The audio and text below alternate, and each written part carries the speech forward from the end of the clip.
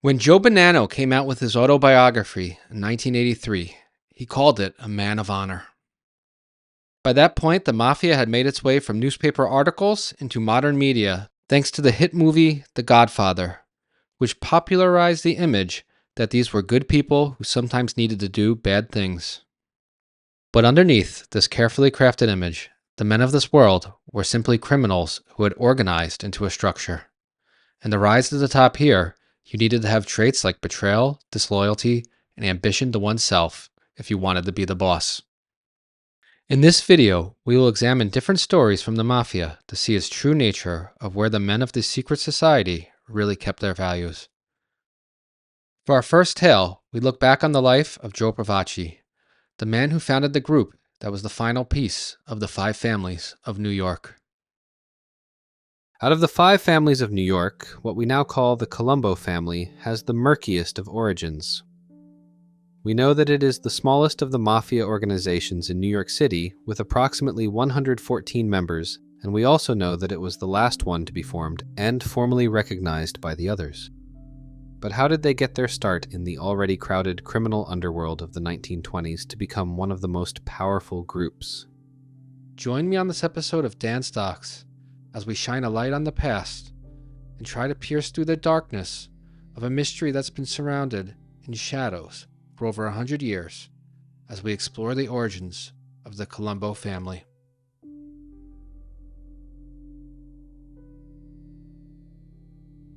In order to understand how the Colombo family's founder and first leader rose in power, you need to understand the world he was operating in when he came to America in the 1920s. Organized crime is as old as civilization, but the Italian-American Mafia is a concept that was brought over from Sicily. It was first noticed in New Orleans during the 1880s, but by the 1890s, there were various Italian gangs establishing themselves in the poorer neighborhoods of New York City. The Mafia in America can be divided into 2 periods, Black Hand and Cosa Nostra. Cosa Nostra began in 1931 when Lucky Luciano established the commission to govern the National Crime Syndicate. Think of that as criminals becoming a corporate entity, but before that there were various gangs with loose associations and alliances fighting for control. Some were organizations with a structure and roles that were replaceable, while others were strong men whose gangs fell apart when the leader was no longer around. During the Black Hand period, with the exception of New Orleans, most people outside of the Italian community didn't have a concept of what the Mafia exactly was. Most of the criminals then could be considered low-level gangsters doing anything to make a buck while avoiding an honest day of work. That all changed in 1920 when Prohibition went into effect. Many of these gangsters who were scraping by now saw an opportunity to make a lot of money at scale since much of the public still wanted their alcohol despite it being illegal. And being in the bootlegging business required a lot of organization. You needed to make the alcohol, which required a building and plant equipment plus a staff to perform the labor. You needed a transportation network to get the booze to distributors for delivery, as you wanted to keep the location of your distillery secret. Then, if you wanted to get bigger, you vertically integrated the distribution network to become a supplier. And if that was not enough money, you could then expand into speakeasies too and enjoy the profits that come from retail. By the mid-1920s, there were about 5 mafia groups in the city, but only 4 of these would make it into the 5 families era. There was Joe Masseria, who controlled what would become the Genovese crime family in Manhattan, which was originally founded by Giuseppe Morello. There was Gaetano Reina in the Bronx, who led what is now the Lucchese family. In Brooklyn, there was Salvatore D'Aquila running what would become the Gambino family, along with the Castellamaresi family, which would become the Bonannos.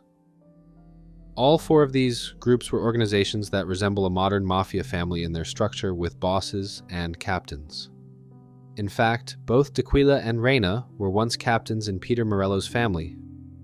But in the 1910s, they broke off with their crews to form their own families following a massive law enforcement crackdown and a gang war that weakened the power of the Morellos. In these structures, when the boss either died or disappeared, the captains held a meeting to choose the next top man, and life went on. Frankie Yale's gang was the fifth power group of Italians in New York's underworld during the 1920s.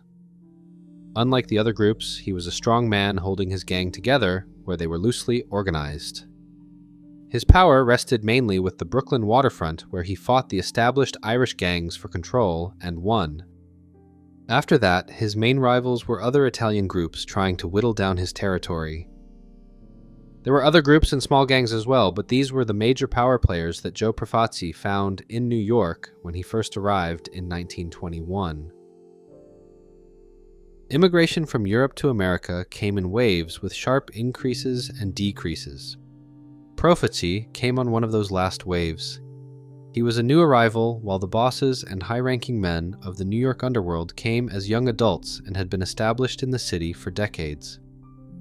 The younger generation of up-and-coming mobsters had either made the trip across the ocean as children and came of age in America, or they were born here shortly after their parents arrived. Lucky Luciano was a small kid when he arrived at the Lower East Side, while Al Capone was born in Brooklyn. Profaci was around the same age as the Americanized Italian gangsters, but he came of age in Sicily and immigrated to the United States as an adult.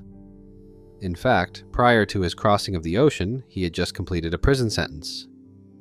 It's believed that he became a made member of the Mafia while in Sicily and came to America to exploit the opportunities that his fellow countrymen had been building in the criminal world. It's been recorded that mobsters who came up in Sicily often brought letters of introductions with them to America. Think of these like letters of recommendations for powerful gangsters to consider working with new recruits. Profaci most likely had these with him when he first arrived. We know that Profaci came to America in 1921 and that he moved to Chicago to open a bakery and grocery store. He most likely was not part of the Capone organization, but it's believed that he used his position as an importer of Italian foods to smuggle alcohol and also launder money for others. He returned to Brooklyn in 1925 and established the Mamma Mia Importing Company. Here he repeated his business model and turned it into an empire. It probably helps your growth when you have strong men making grocery stores offers that they can't refuse for carrying your products. So here we have a low-ranking mafia figure from Sicily who came to America with some capital to start a business, got involved in the criminal underworld, managed to not join up with any group exclusively, and he also gave off the appearance of a successful legitimate businessman. But this was just the foundation for his rise to power. The next step was to build a larger network around him. There were no FBI investigations into the Mafia back in this day, and what little information we have about the people involved back then can be deduced from forgotten criminal records, along with who were the core members of the family's leadership during the 1960s when law enforcement began massive surveillance on them. It's undisputed that Joe Profaci was the boss, and as his gang grew, he structured it like a traditional mafia family with a hierarchy. His underboss was Joe Magliocco, a Sicilian immigrant who was about the same age as Profaci and also came to America as an adult. Profaci had married Magliocco's sister, which made them brother-in-laws. The administration was then rounded off with Profaci's brother Salvatore in the consigliere position. Right away, you can see that this family had a very insular leadership where biological family connections mattered the most. Other early members of this family include Charlie LoCicero, who was a core enforcer for Profaci and also a captain. Magliocco's brother Ambrose was also a captain. Simone Andolino and Frank Abadamarco were also early members. Future family boss Joe Colombo's father is said to have been a member, and he was murdered when Joe was a child. It's also been suspected that Sonny Franzese's father, Carmine, nicknamed Carmine the Lion, was also part of this group, but it's never been proven. However, during the first few decades of the family, it was common for the sons of made men to also become made. The exact story of how they formed died with the men who kept their oaths of omerta. But there is one pattern that seems consistent amongst the men who were the first members of what we now call the Colombo family. They all immigrated to America when they were adults. Yes, they were young adults in their mid and late 20s when they arrived. But this meant that their thinking was more in line with the old country instead of their newly adopted one. In 1928, the various mafia groups across America held a national conference in Cleveland, Ohio to try and mediate an all-out war after the murders of two powerful leaders had sent New York into chaos. It's during this meeting that the Profaci organization was officially recognized as one of the five families. But Joe Profaci's transition from businessman arrived from Chicago in 1925 to boss did not happen in a vacuum. So how did he build his power while avoiding conflict with established mobsters? For one, he was very low-key and careful not to step on any toes. There were already Sicilian-born criminals operating in South Brooklyn when Profaci arrived. His inner circle was bound by family ties, but since he had been somewhat established in the Sicilian Mafia, he likely knew a few men from the old country who soon came into his orbit. Profaci was running his own group, but he insulated himself from actually getting his hands dirty. This gave him the appearance of being a successful businessman to the community, while he also had a lot of hidden muscle that could get him what he wanted if it came down to it. He was considered a man of influence and an American success story. It's not too hard to imagine that there might have been parents who were poor telling their kids to look up to Profaci as someone who has accomplished a lot.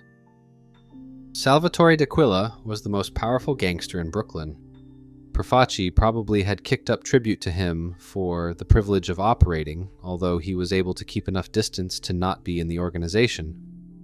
The relationship was probably like that of a large, feudal lord interacting with a lesser one. The lesser one acknowledged the power of the larger one, but was also fairly independent in their own affairs so long as they provided assistance when needed. D'Aquila was born in 1873, which puts him a full generation ahead of Profaci, who was born in 1897. He came to the United States in 1906 and became a captain in the Morello family before breaking off on his own. You can picture his inner circle being Sicilian immigrants that had been in America for decades, with the soldiers being younger men who were more Americanized, while the Profaci group was younger men who recently arrived from Sicily. When Profaci first arrived in New York in 1925, he found himself having a late start in building his rackets, and he also needed to be careful not to step on anyone else's territory and be seen as a threat. Through the threat of violence, he was able to grow his food importing businesses, and he also expanded into labor racketeering. With the capital from his legitimate businesses, he was able to use that money for loan sharking, and as his gang grew, he also ran protection rackets, though it was framed and sold as mutual protection. Of course, if you didn't pay, something bad would happen. He also established numbers rackets as well. In other words, his criminal ties and old world connections allowed him to establish his Italian foods importing business, where he laundered money for others and also smuggled illegal items into the country, hidden in his shipments. His stature brought other criminals into his orbit, and they then used intimidation tactics to get Italian grocery stores to carry his products. The money made here then was used as capital to establish criminal rackets, which then brought the men under him closer into his orbit while solidifying himself as their leader. There is no documentation of how Profaci interacted with Frankie Yale, and if there were any violent conflicts between their groups, it has been forgotten and was most likely isolated. They appeared to stay clear of each other.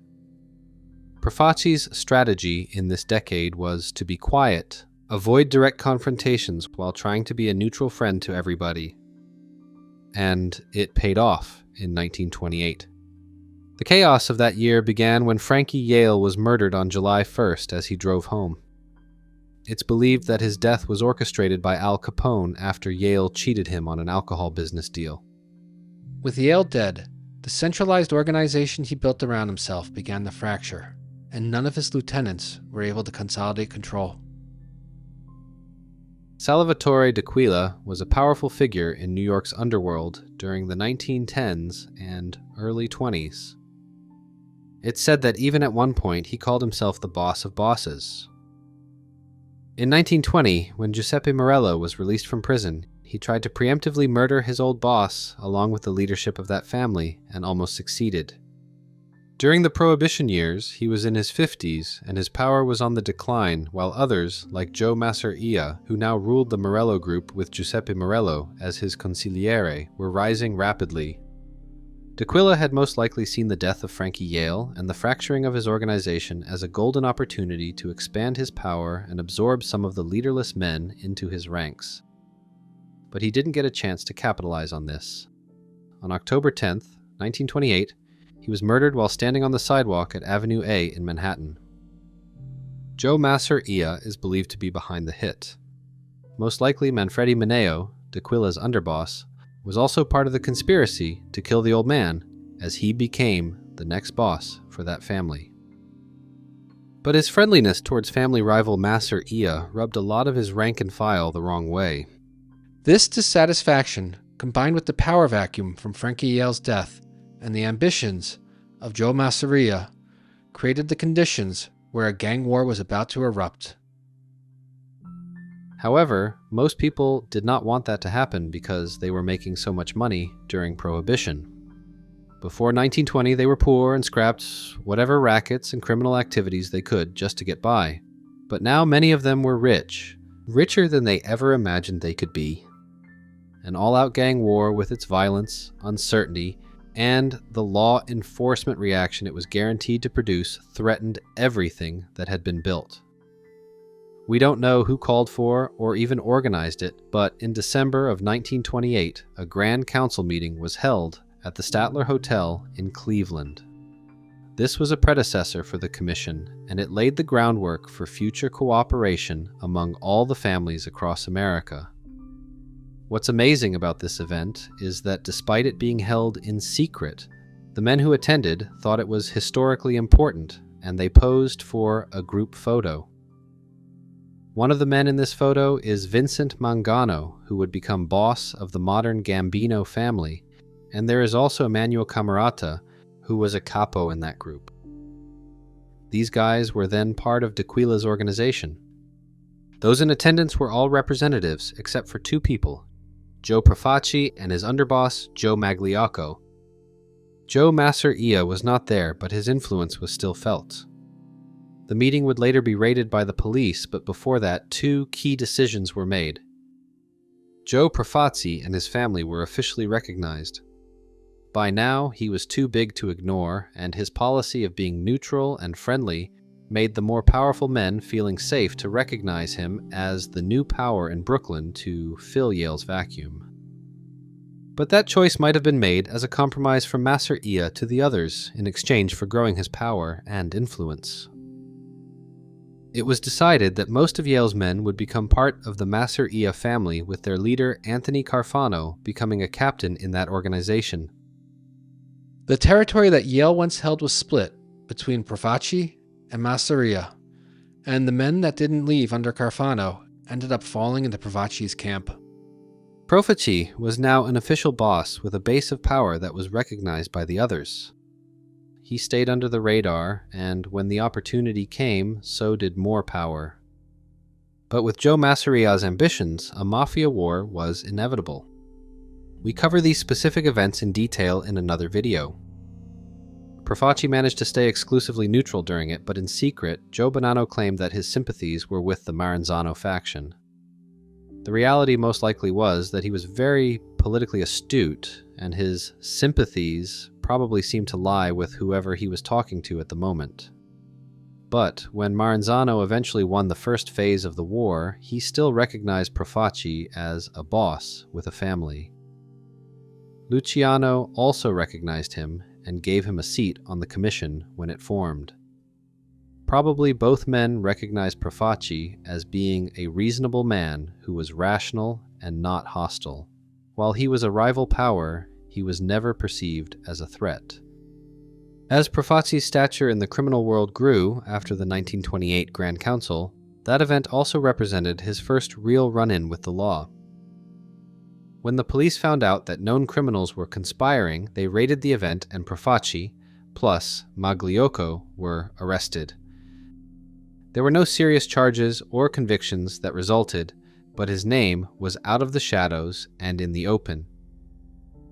In the 1930s, detectives noticed a pattern that this businessman seemed to have a lot of associates who were known criminals. Once they looked into him and saw that he was at the Cleveland Conference, they soon correctly deduced that he was the leader. In the 1940s and 50s, his profile with law enforcement rose higher, with the FBI taking an interest in him as well. But despite all their intelligence gathering, they were never able to charge him in any serious crime because he was well insulated. And these were the days before RICO. But this insulation, combined with the march of time, would prove to be his undoing. The Castellamarese War is often framed as a larger conflict between the older men who identified as Sicilian and the younger men who identified as American. Because the Profaci family was newer and neutral during that fight, this cultural and generational conflict would be repeated in it. For one, because Profaci was just 31 when he was officially recognized as a boss, he had a long reign of power, and because he was insulated, his inner circle remained largely unchanged, and when positions did open up, he gave them to the old-timers like Charles LoCicero. This then created a generation gap, where the younger men felt like they were being exploited by the older ones. Profaci also had a reputation as being greedy when it came to tribute, which only further caused resentment. When what was going to be an assassination of the Gallo brothers was thwarted by the dumb luck of a policeman walking by, a war broke out between the Profaci family and the rebel Gallo crew. The family was unable to outright win the war, and the longer it went on, the longer its leadership looked bad to the Mafia Commission. Profaci died in 1962 before it ended, and Joe Magliocco became the next boss. He was not recognized by the commission as he was not able to crush the dissent in his ranks. He then conspired with Joe Bonanno to kill the other commission members, was exposed by Joe Colombo, and then forced to retire, where he died of a heart attack months later. Joe Colombo represented a new turning point for the Italian-American Mafia, as he was the first boss of the 5 families to be American-born. The family was renamed after him, and according to Greg Scarpa's FBI files, he seemed to be well liked by the organization's soldiers. It said the commission installed him as a reward for exposing the conspiracy, but no one seemed to object or challenge him. At first he was seen as a good leader. However, he later on became an embarrassment for the Mafia as a whole when he founded the Italian-American Civil Rights League to challenge the stereotype that Italians are criminals. To be fair, the organization was not an embarrassment, but having one of the leaders of the 5 families out in the public was. He was shot by a gunman during the Second Colombo War. Carmine Persico ended up succeeding him and stayed on as the official boss until his death in 2019. However, during his long reign, he spent most of it in prison. In the 1990s, a third civil war broke out in the family that ended with his side winning. The Colombos were the last of the 5 families to be formed, and they are the smallest of the group. Their history of being run by Mustache Petes, while the other families were ruled by the Young Turks, had always made them different from the other groups. Profaci might have been able to relate with older mobsters that came to America as adults, but as his organization was filled with younger men, he was not fully able to relate. This clash of culture between the management and soldiers seems to have always been a problem with the organization, with other families referring to them as an embarrassment because of their instability. But they are still around, and although the Mafia is not as powerful as it used to be, it is still very strong. Perhaps the Colombos will change and adapt to the 21st century like the other Borgatas have, or maybe, with their new boss having the name Persico, they will stick to their old ways, with the administration being a real family that exists within the larger brotherhood of criminals' family. Among the original leaders of the 5 families, Profaci was the first one to face an open rebellion in his ranks. This was because the younger American-born members felt like the older Sicilian ones had become too greedy when it came to money and power. But before we begin this tale, I just want to take a moment to tell you about my novel, Our Thing. Our Thing tells the story of a young man's entry into Cosa Nostra during the 21st century. It's a crime fiction novel that has been described as a gritty, suspenseful thriller. The link to purchase this book on Amazon can be found in the description of this video. And now, let's take a look at how Profaci began to lose his power and how after his death, there was a cold war between three men as they silently maneuvered to get their crown. Contrary to popular belief, Joe Valachi was not the first made member of the Mafia to become a government informant. That title really belongs to Colombo family capo regime Greg Scarpa, who officially flipped on November 21st, 1961. His role as an informant would be kept secret until the 1990s, during the Third Colombo War. In the 60s, he was considered part of the then Profaci family's middle management. And what really interested FBI agents about Greg Scarpa was his close relationship to the then powerful Charles LoCicero. LoCicero is now a forgotten figure, as he has been dead for over 60 years. But at the time of the First Colombo War, which was then called the Gallo-Profaci War, he was the acting consigliere of the family, with his own powerful faction within it. In the aftermath of Joe Profaci's death from cancer in 1962, there was a power struggle between LoCicero and then underboss Joe Magliocco to become boss of the family, and Scarpa provided his FBI handlers with a detailed insider's view. His account of these events also tells the story about how Joe Colombo came out of nowhere in this conflict to become the eventual leader whom the family is still named after today. Here is how it all went down.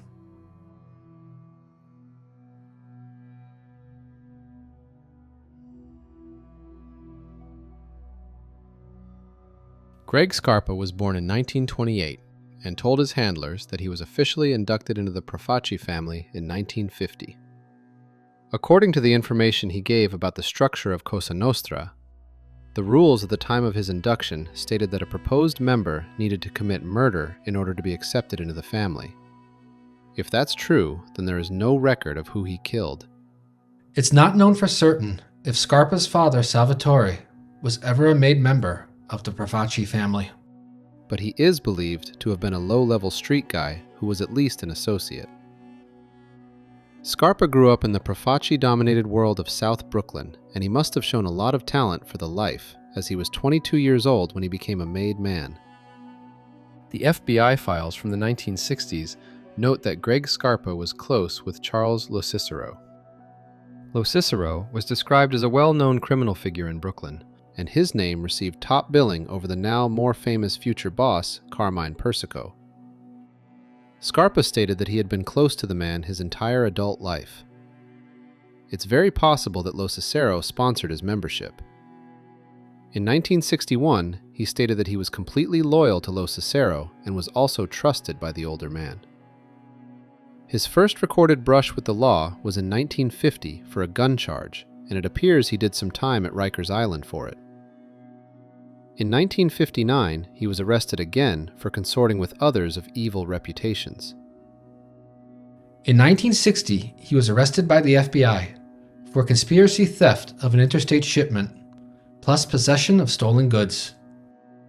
This got him on the Bureau's radar, where he was described as friendly. Agents reached out to Scarpa after his release on bail because they were searching for his brother Sal, who had become a fugitive in the same case about the stolen interstate shipment. Scarpa was uncooperative but remained friendly. The agents visited him 2 or 3 more times at his social club, where he was cordial but didn't give any information. On the last visit, he asked the agents to stop coming there, as he was afraid that his associates were beginning to ask questions concerning why the FBI was contacting him. The agents agreed to leave him alone, but also offered that if he ever wanted to talk, all he needed to do was pick up the phone. Scarpa seemed to have changed his mind on October 27, 1961, and he called the agent. They met, and 1 month later, Scarpa was accepted into the top echelon criminal informant program.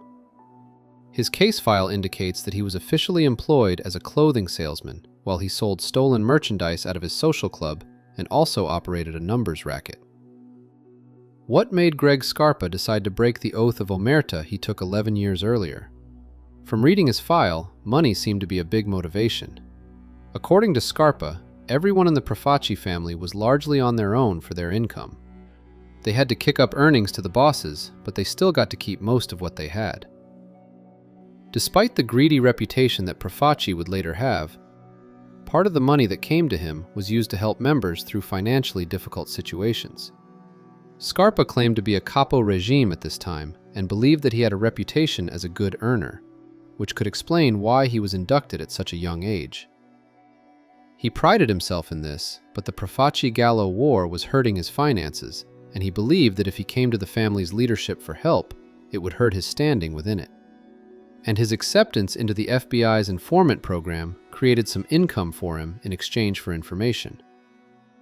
When he first contacted the agents in October of 1961, he did not come to them empty-handed. He told them about 2 truck hijackings of cigarettes that had recently happened. One was in Newark and the other was in Florida. Using his information, law enforcement was able to recover the stolen Florida shipment. He named a couple of names while also claiming to not being able to find out information about the others.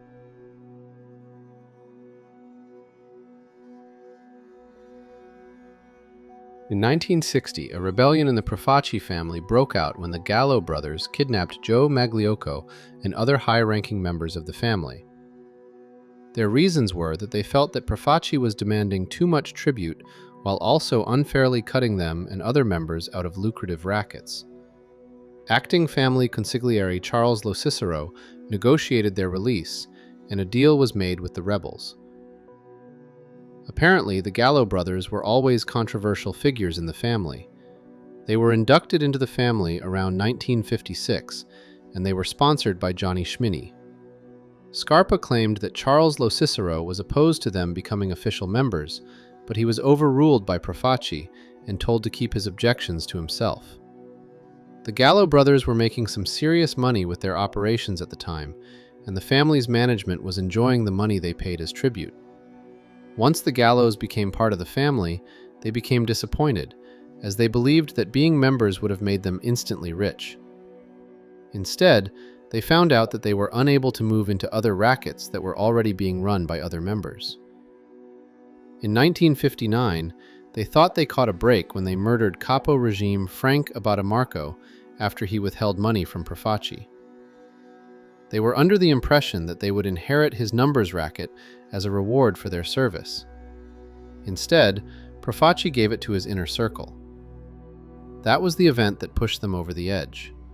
Profaci, who is now referred to as the Old Man, regretted his decision to allow the rebellious brothers into the family, and now, despite having a deal with them, he worked with precision to have them removed. The Old Man met one-on-one with the Gallo supporters in his ranks and won them back over to his side. He then set up an ambush for Joe and Larry Gallo that would have them removed through disappearance. According to Scarpa, Profaci did not want them gunned down in the street, as he believed that that would have brought a heavy response from law enforcement on the organization. Instead, he wanted them quietly removed and dealt with. The plan was simple. Larry was to go to a meeting at the Sahara Bar with Carmine Persico. Persico was initially his ally, but now he was back in the Profaci camp. To reprove his loyalty, he was to have Larry strangled to death. Then Joe would be told that his brother needed him, and when he arrived, he was also to be strangled. The bodies would then be disposed. Johnny Schimi and Anthony Abitamarco were also to be killed because of their association with the Gallos. Through dumb luck, a cop on his beat happened to hear the attempted murder of Larry, and he intervened. With the betrayal exposed to the Gallos, a war broke out within the family. We cover this event in detail in our episode about the First and Second Colombo Wars, so the rest of the events in this video will come from Scarpa's point of view in his FBI file. In December of 1961, Scarpa told the FBI that an order came from the family's leadership that all planned assassinations of the Gallo crew were to stop. Charles LoCicero had entered into negotiations with Larry Gallo. Scarpa did not know if Profaci gave his blessing to the temporary truce, but Scarpa told his handlers that he believed an agreement was not going to be reached because he felt that the whole matter had gotten too far out of hand to be settled through negotiations. Scarpa also had a very low opinion about Joe Gallo personally. On January 9, 1962, Scarpa told FBI agents that Larry Gallo rejected LoCicero's peace offer. The fighting was back on, and he believed that it would only end with the deaths of the Gallo brothers. Individual members of the Profaci family were assigned specific members of the Gallo faction to hit. That March, there was another temporary truce as Charlie LoCicero and Larry Gallo tried to negotiate a settlement during a meeting at LoCicero's house. The final meeting took place on a Sunday night, and it ended with Gallo telling LoCicero that he needed to advise his men that after 6 p.m. on Monday night, the truce would be off. That spring, it was revealed that family leader Joe Profaci had been diagnosed with liver cancer, and he did not have long to live. Despite this fatal diagnosis, at an April meeting it was announced that he was not going to step down as the boss. Scarpa claimed that Profaci declared that the Gallos had 3 options. 1. They could end their hostilities and function as a separate group outside of the family's sphere of influence. 2. They could rejoin the family and have their safety guaranteed. The safety of their men would be a different story. 3. If they decided to keep fighting, then not only would the Profaci organization kill them, but they will also go after the families of the men hostile to them. The Gallos seem to have went with option 3 since they probably deduce that the first 2 were just Profaci, buying time to take them out. There are no recorded instances of the wives and children of the Gallo crew being retaliated against. Scarpa went on to give a very accurate description of the Mafia's ruling commission, along with who the other bosses in New York were. He also stated that Joe Magliocco was the underboss, and that in the event that Joe Profaci died, he would be assuming control of the family. FBI agents wrote in the file that Scarpa had given them the opportunity to fully penetrate the Italian organization in New York.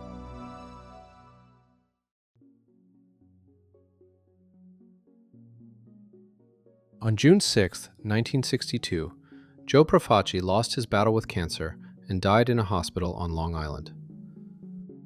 According to Scarpa, there were 8 capos in the family at this time, which included him. With the death of the boss, the underboss was now running the family and would be doing so in an acting capacity until a meeting could be held where the captains would then hold a vote on who the next official boss would be. This name would then be given to the commission for final approval, but it was believed then that that last step was just a formality. In 1962, Scarpa told his handlers that 1 year earlier he had been living in Charles LoCicero's home. One day, LoCicero told him in confidence that he believed he was going to be demoted from acting consigliere to capo regime, and that he would only accept this if Scarpa was put in his crew. He was later summoned to a meeting at Joe Magliocco's home, and what he predicted would happen had happened, except that Scarpa was not put in his crew. He then told Scarpa that Scarpa was summoned to a meeting and he wished him good luck, which made Scarpa uneasy. However, Scarpa found out that he was being promoted to the rank of capo and given a crew of 10 members. One of LoCicero's family members was made an associate of his crew as well. Either at the time of Profaci's death or shortly after it, Charlie LoCicero was sent to Italy, presumably as an emissary to shore up relations with the old country now that the old boss was dead. Scarpa believed that any talks of succession would only happen after he returned from his trip, given that LoCicero had a lot of influence in the family. But Joe Magliocco was not going to take any chances to lose his opportunity to be the official boss. On June 27, 1962, Sam Badalamenti, the acting consigliere, paid Scarpa a visit to inform him that Joe Magliocco's brother Ambrose, another captain in the family, wanted to hold a meeting about the election. He was told that the matter could not wait due to the war with the Gallos. Ambrose Magliocco met with Scarpa later that day and gave him 2 lists of people in the family to contact for 2 meetings. Both were to be held at Ambrose's home. The first list was to meet on the night of June 28th. The second was to meet on the morning of July 1st. Scarpa was to be part of the second meeting. Joe Magliocco and his brother were scheming for control of the family. They purposely held the meetings in LoCicero's absence so that he could not interfere with them. They also held 2 meetings with the captains divided instead of 1, so they could isolate potential opposition from allying. At the July meeting, Scarpa asked who the candidates were for the boss position, and he was told by Ambrose that there was only one: his brother, Joe. Everyone present voted for him then, with Scarpa also going along and making a brief speech about how happy he was that Magliocco would be the new boss. There was some debate over the election of the consigliere, but it was decided for Salvatore Musacchio to take over that role. When the underboss position was brought up, Ambrose informed the others that that spot will not be decided by a vote. Instead, it would be appointed by the boss. Scarpa was told at this meeting that the Gallos did not get a vote in this election, as they were no longer part of the family. If they decided to surrender and admit they were wrong, then they would need to take that up with the commission. If the commission accepted their apology, then they could be readmitted into the family. Someone at the meeting brought up Charles LoCicero.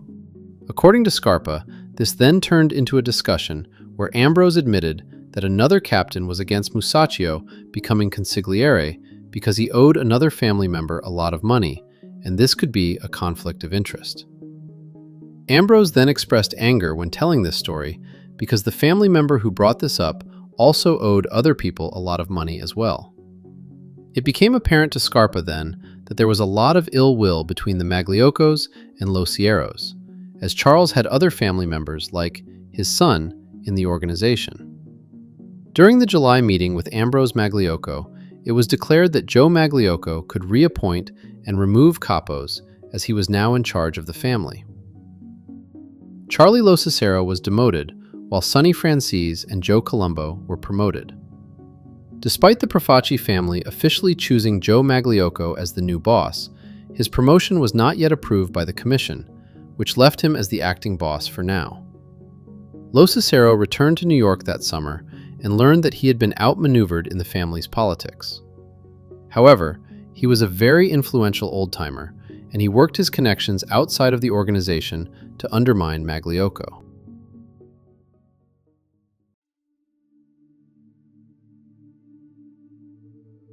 LoCicero reached out to Scarpa, and on August 25th, Scarpa visited him at his home.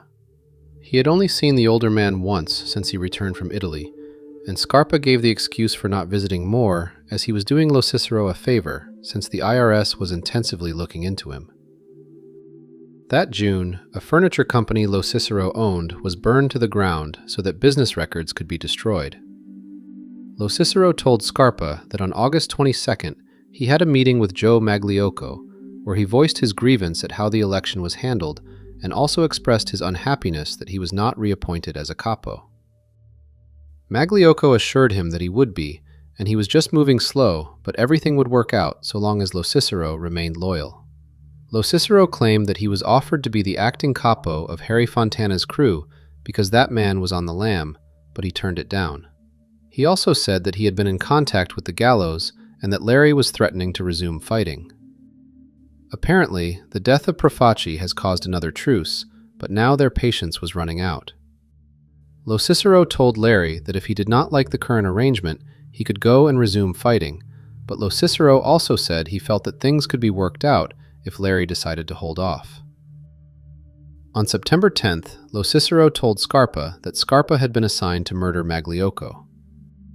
The next day they went to Magliocco's estate and cased it out. LoCicero told Scarpa that he expected to have commission approval within a couple of days. He also told Scarpa that it was possible the commission would decide to handle the hit instead of them. He informed Scarpa that the Gallo War was still ongoing, but they would not be looking for us. This indicated that LoCicero had made some kind of alliance with Larry Gallo. Perhaps his offer to the commission was that he would end the conflict in exchange for control of the family he was a founding member of. But for that to happen, Magliocco would have to go. This information panicked his FBI handlers, as they could not knowingly have an informant participate in a murder, and he was ordered not to be part of it. This incident would be a learning moment for Scarpa, and he would later on not be so forthcoming about his illegal activities. On September 14th, Scarpa went to LoCicero's home, and he thought they were going to case Magliocco's estate again. LoCicero told him it was unnecessary, and he also formally told Scarpa that the commission was not going to approve Magliocco as the new boss, given that the Gallo War was still ongoing. This was the last time the possible murder of Joe Magliocco was discussed. Scarpa told the FBI that he suspected LoCicero might have just been testing Scarpa to gauge his loyalty should he try to make a power play. The other possibility was that the commission denied his assassination request. Scarpa did not believe then that there would be any immediate action taken against Magliocco by LoCicero. While LoCicero was not in a position to kill Magliocco, he continued to work behind the scenes to undermine the new boss. One opportunity came when there was a business dispute between Greg Scarpa and Carmine Persico. Persico had apparently pinched a numbers runner from Scarpa, which caused a dent in Scarpa's revenues. Magliocco had ordered that the runner be returned to Scarpa, but Persico ignored this. LoCicero instructed Scarpa to bring the matter up again, so that Magliocco could once again rule in his favor and then be disregarded. This act of disrespect was then going to be filtered to the commission so that they could see that Magliocco had no control over his family and could then be ordered to be removed. Apparently, Carlo Gambino was also in on this plan.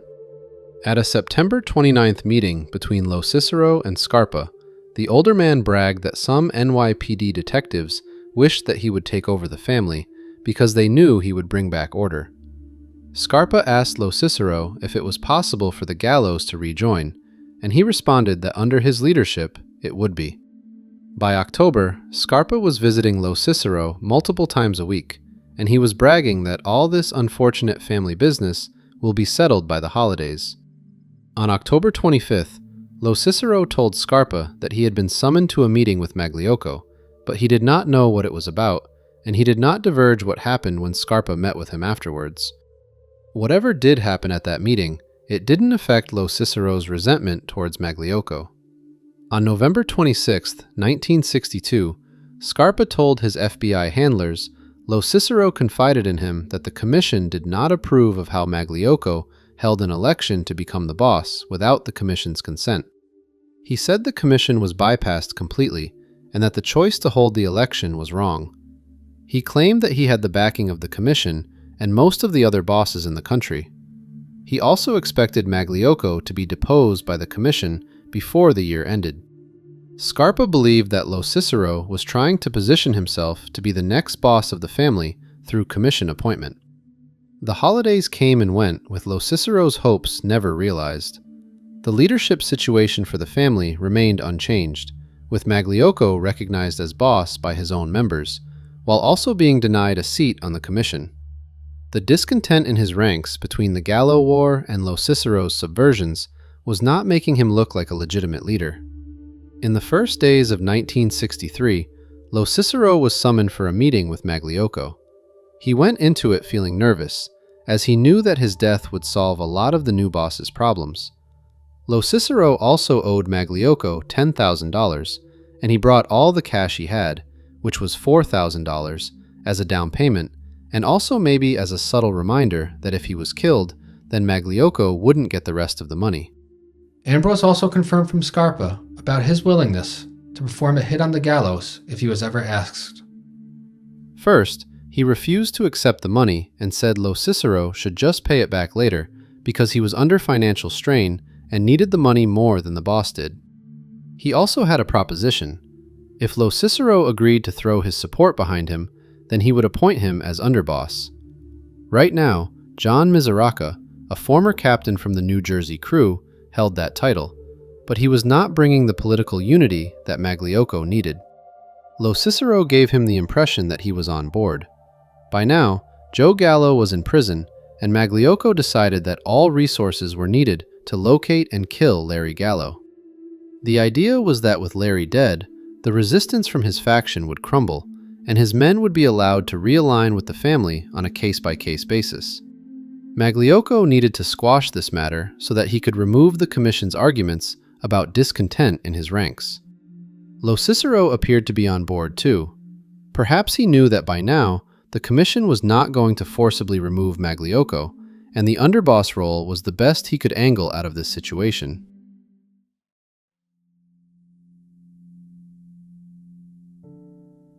While 1963 might have begun with Magliocco trying to consolidate his control of the family, it would not end with him on top. For one thing, they never seemed able to locate Larry Gallo.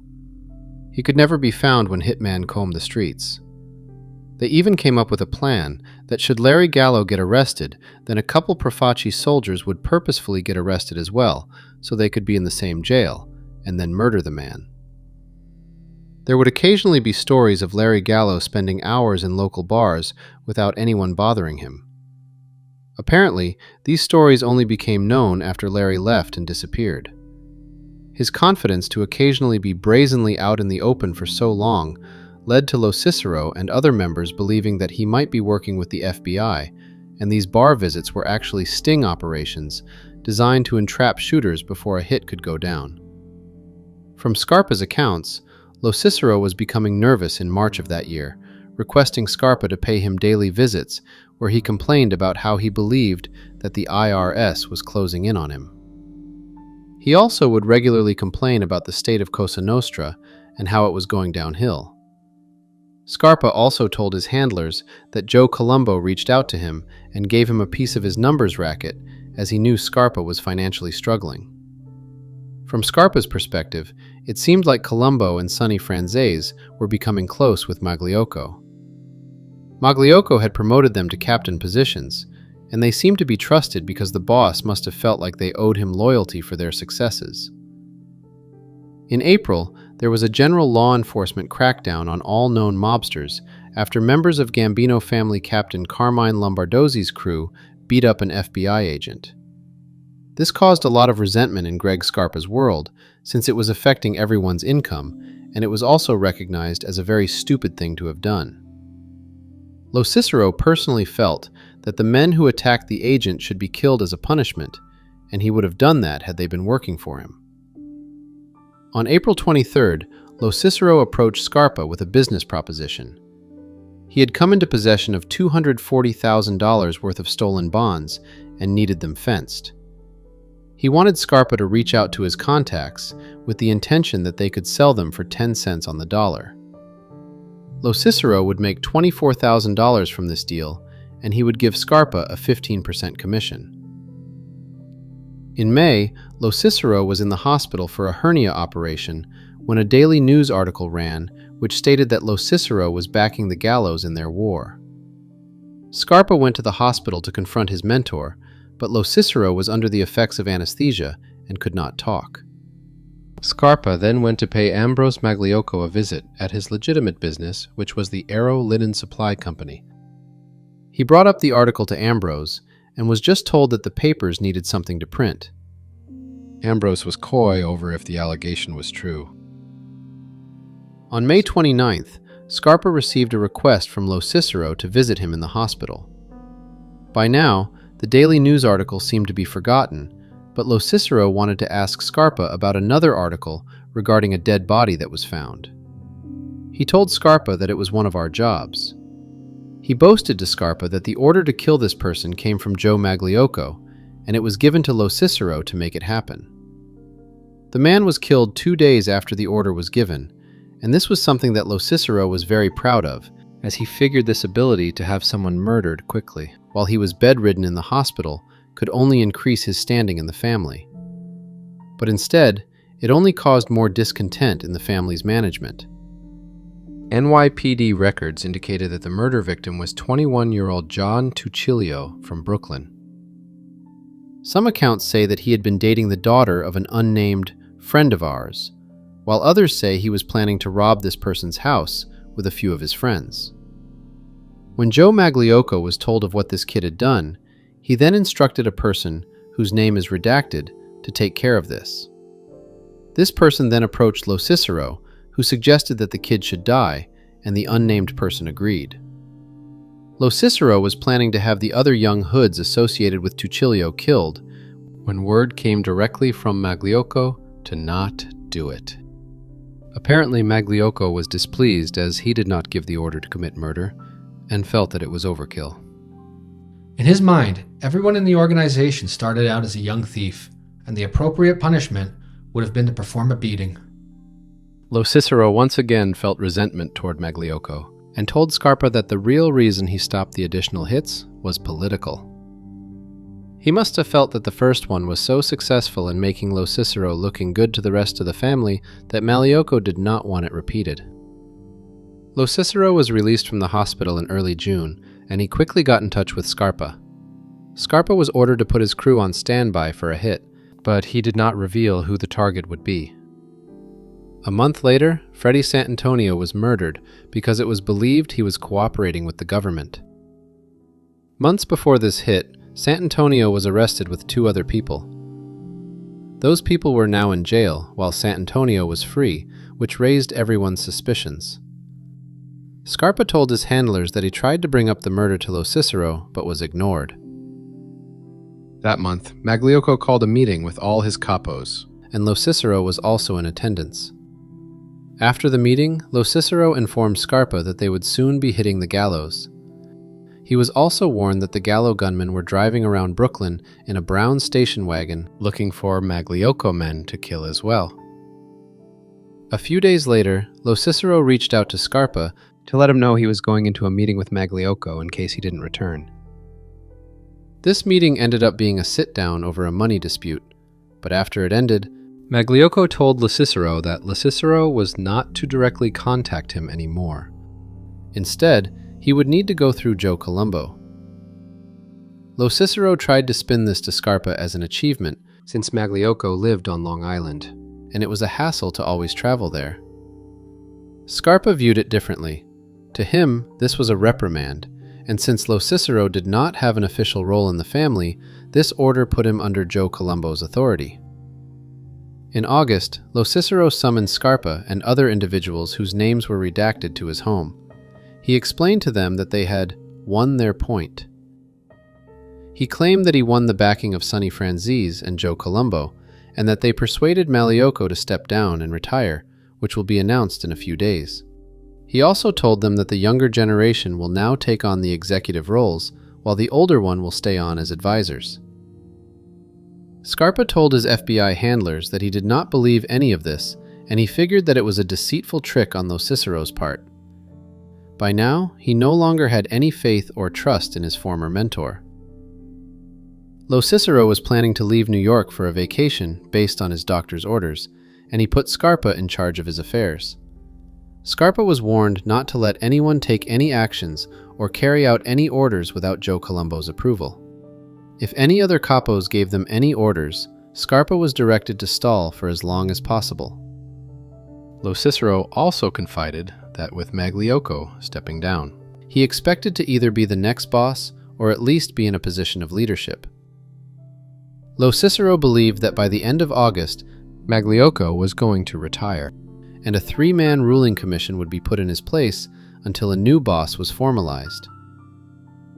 Scarpa did not see it possible for LoCicero to win an election to be the next boss, as many people did not like him, but he also conceded that stranger things have happened.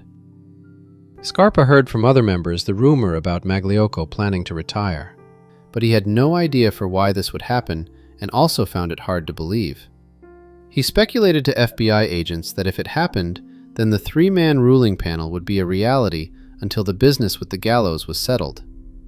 He also speculated that Joe Colombo had a good shot to be the boss, as he was building a large following. On September 5th, Scarpa had a meeting with Ambrose Magliocco, where he was formally told that 2 days earlier, Magliocco held a meeting with his capos. It's unclear why Scarpa was not there, but at this meeting, Magliocco announced his retirement, stating that he was doing it because of ill health. According to him, a boss needs to travel, and his poor health had kept him confined to his Long Island farm. Ambrose also told Scarpa that another reason for his retirement was that Joe Magliocco was personally very hurt by the way that Charles LoCicero maneuvered against him. The two men went back all the way to the 1920s when the family was formed, and LoCicero even owed Magliocco $65,000, which Magliocco had never complained about. Magliocco always considered himself to be a good friend, and LoCicero only paid it back with resentment and betrayal. Magliocco mentioned in his resignation that underboss John Miseraca would be taking over until a new boss was formalized. There was no talk of a three-man commission-appointed committee. Scarpa correctly deduced that there was more behind Magliocco's resignation than ill health. In the bigger picture, Magliocco agreed to conspire with Joe Bonanno to kill the heads of the other families and make New York one giant organization, but the plot was betrayed to the commission when Magliocco gave the murder contracts to Joe Colombo. But for now, he and the rest of the Profaci family did not know all this. In the fall of 1963, Joe Valachi went on television and testified in front of America about the existence of the Mafia and how it operated. And behind the scenes, what was now called the Magliocco family was also in a state of chaos due to increased law enforcement and the fact that they were still officially leaderless. In October, LoCicero bragged to Scarpa that the commission offered him the boss position, but he decided to turn it down. He said he thanked Carlo Gambino for the honor, but insisted that the job should go to the younger generation. Scarpa personally felt that LoCicero was lying in an attempt to make himself look important. Meanwhile, all of the capos, including Scarpa, were wondering what was going to happen. However, with Magliocco out of the picture, the Gallo War seemed to be coming to an end as well.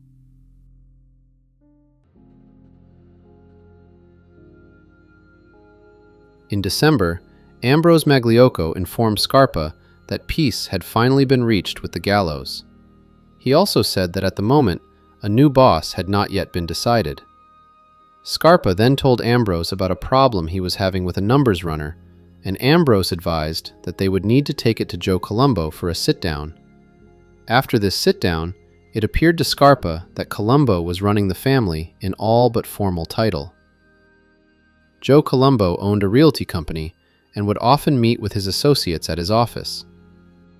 One day, Scarpa told LoCicero he was going there later, and LoCicero asked him if Colombo told him not to come due to law enforcement pressure. Scarpa said that no request was made, and then asked if Colombo told LoCicero to stay away. LoCicero responded that that was the case. On December 28, 1963, Joe Magliocco passed away from a heart attack. When Scarpa met with Ambrose in January, Ambrose was very bitter and dejected about how his brother had been treated. Meanwhile, LoCicero's health also seemed to be declining, physically and mentally. Scarpa said that he would now often just speak in generalities and that he constantly would justify himself in maneuvering behind Magliocco's back. In March of 1964, Scarpa was summoned to another sit-down regarding a complaint from another family member about his numbers racket. During this meeting, Scarpa inquired if LoCicero had made a proposal about merging the rackets. Colombo answered that he did, and he also advised Scarpa to not listen to anything LoCicero had to say anymore. Colombo ended the meeting by telling Scarpa that he wanted him to visit him more frequently. When Scarpa asked if Colombo was not afraid of law enforcement seeing them together, he was told not to worry about that. Just come see him more. A few weeks later, it was announced that Colombo was the new boss, and Salvatore Maceo was named his underboss. In April, it was reported that Colombo had a meeting with Larry Gallo, and he was brought back into the family.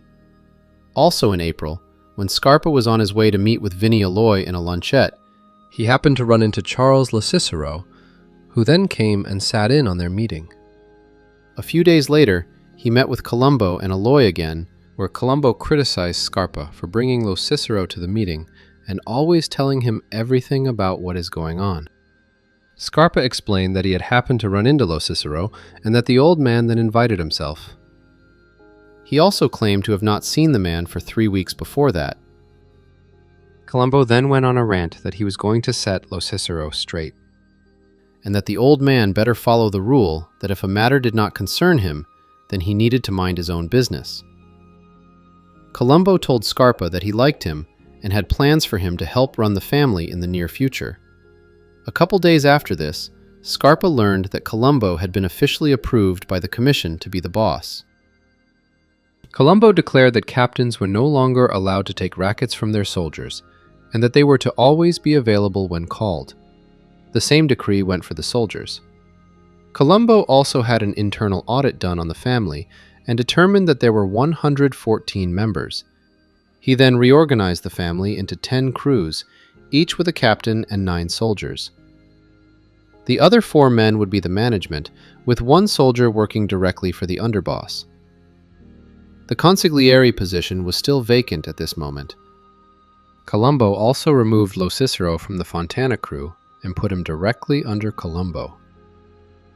He knew that the old man was a troublemaker, so Colombo wanted to keep a close eye on him while also isolating him from the rest of the family.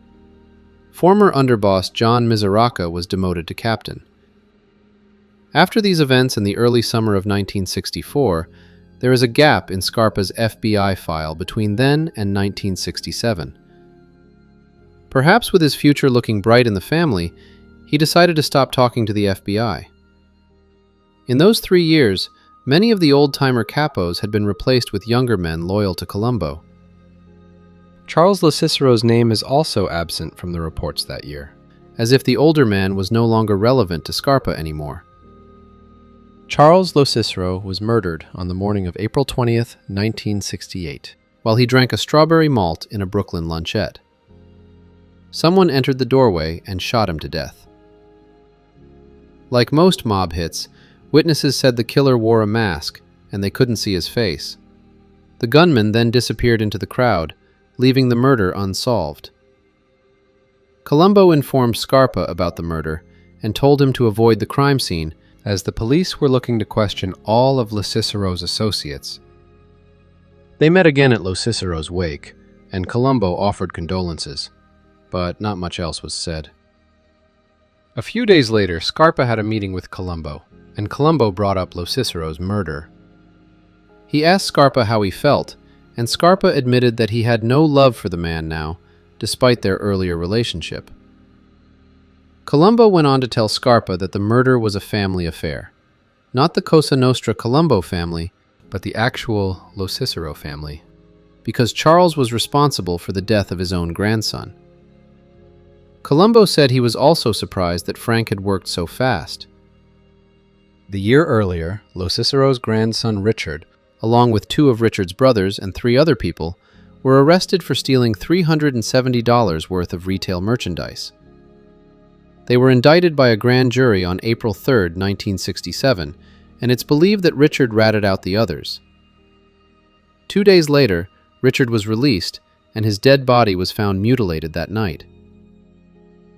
Richard's father, Frank, who was Charles's son, had been in prison since 1966 on a parole violation. He was released on April 2, 1968.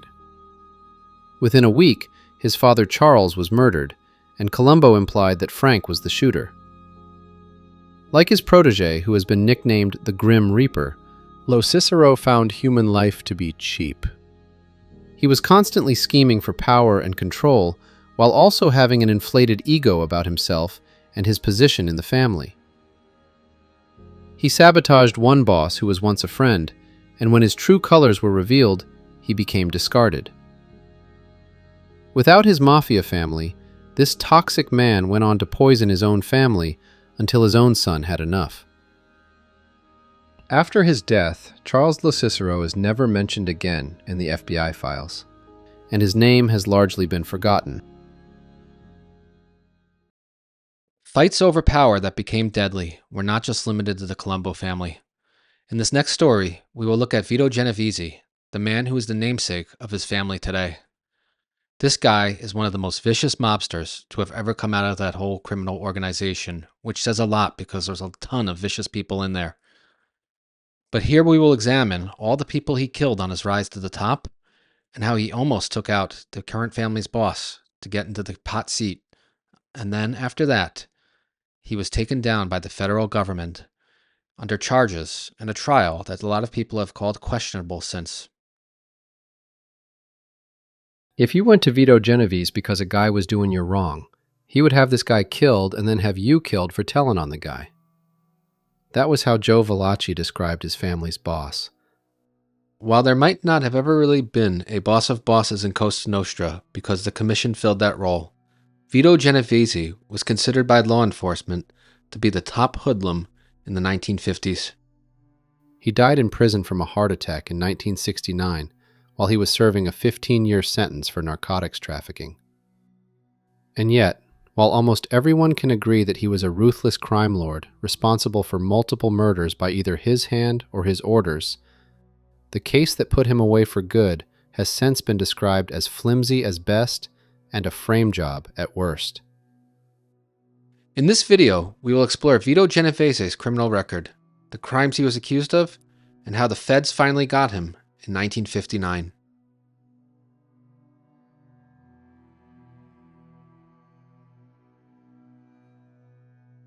The raid on the Appalachian Mafia Conference was an embarrassment for both law enforcement and the Mafia. For years, almost every major law enforcement head in America denied the existence of a national crime syndicate, and then, on November 14, 1957, it could no longer be ignored. The Mafia was out of the shadows, and the FBI was caught with their guard down. The only thing left for the feds to do was to devote massive resources to investigate organized crime to try to catch up.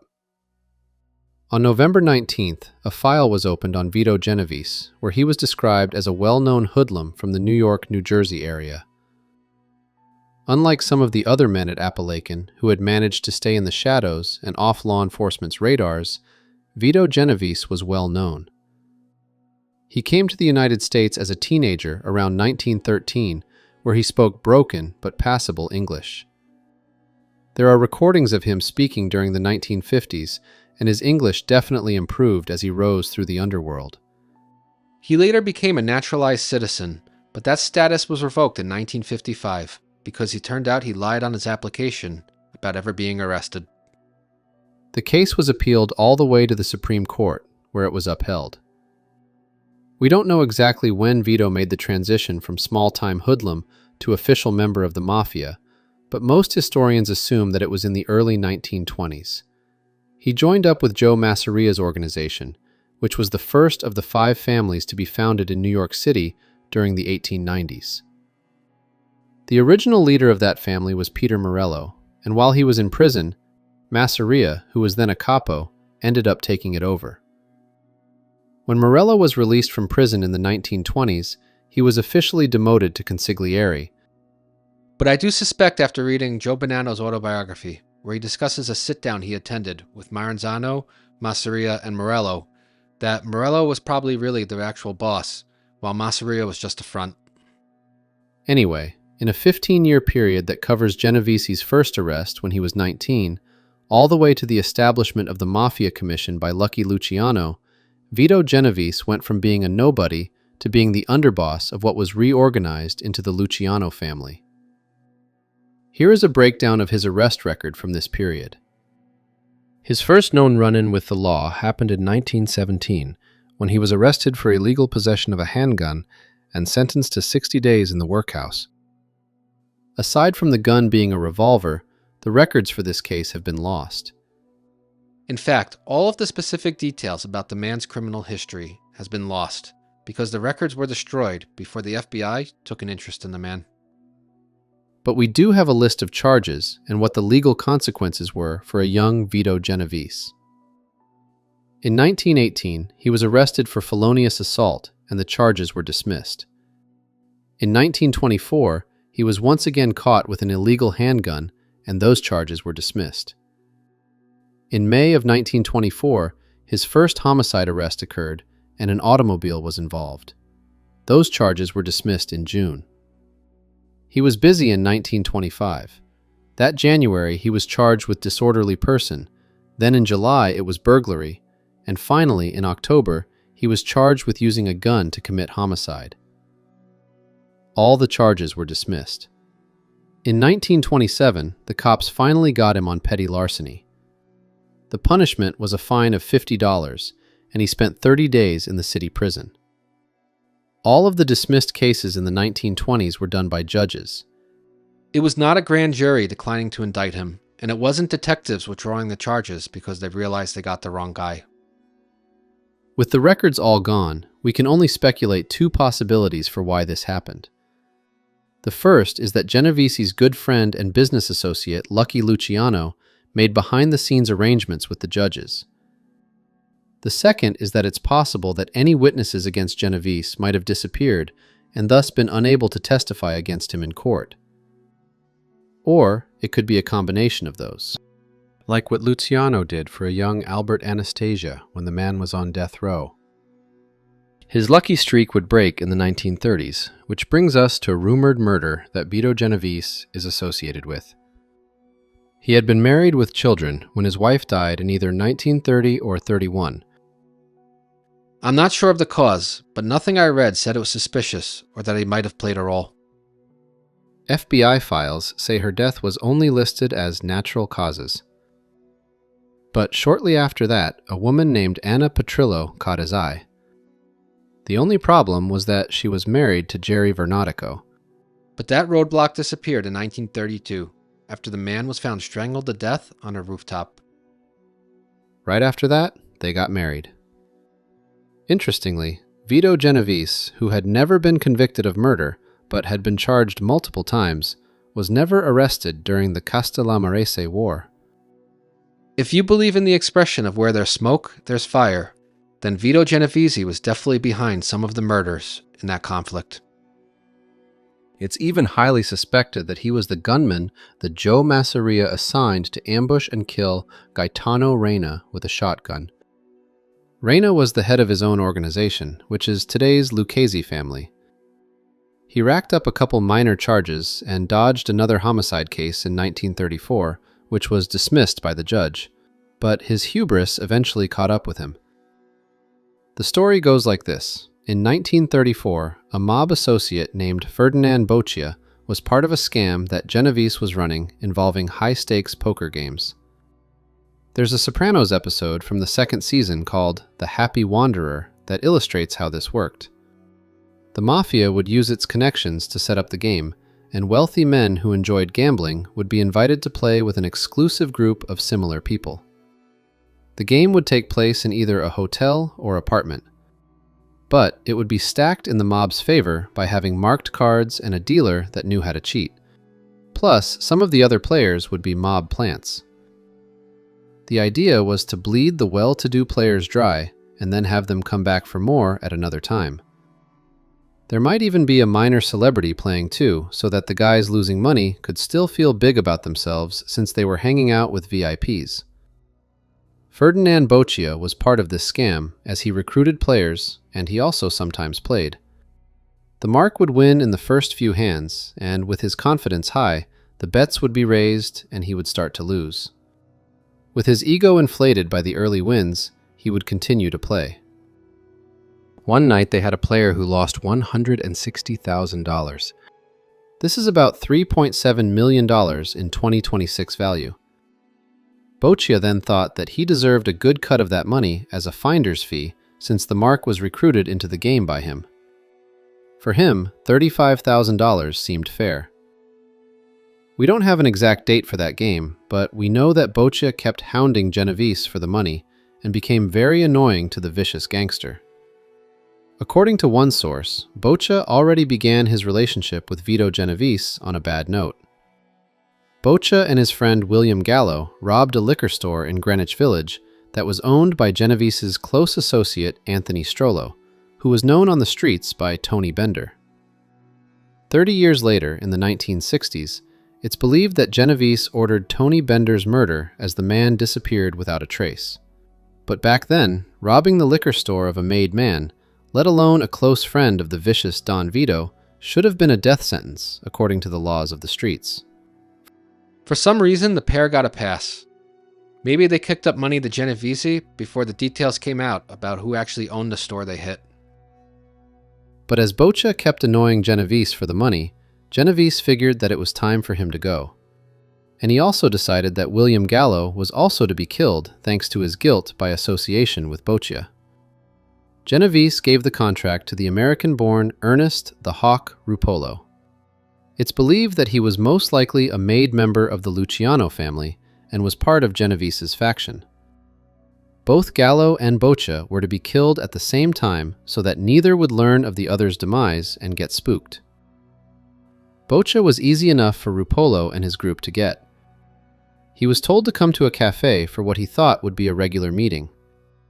Instead, he was met by a couple of men who shot and killed him right there. Meanwhile, Rupolo and another man were with Gallo and they got him drunk. Rupolo broke away and made a phone call to confirm that Boccia was dead.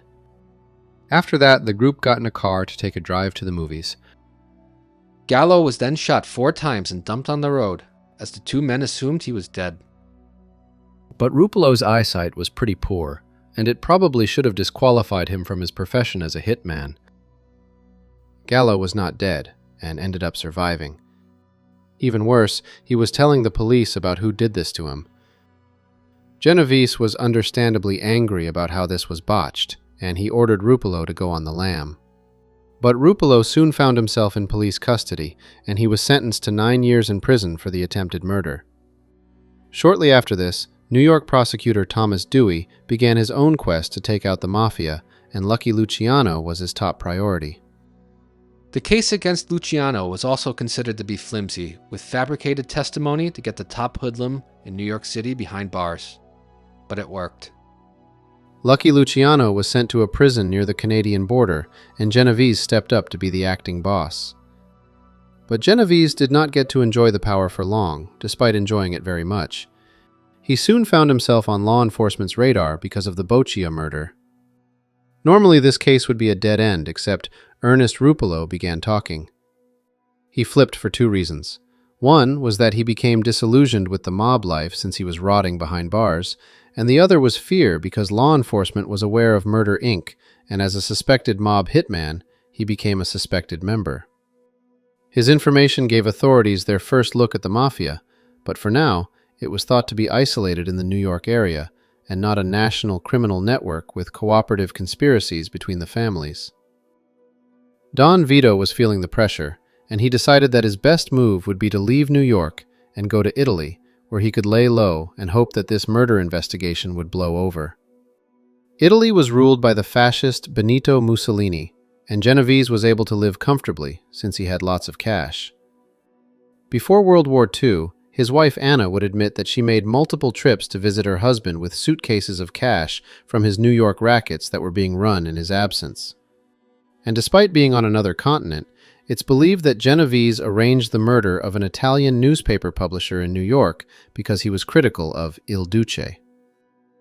Once the Allies invaded and liberated Italy, Genovese switched his alliances and helped the Americans as an interpreter and intelligence agent.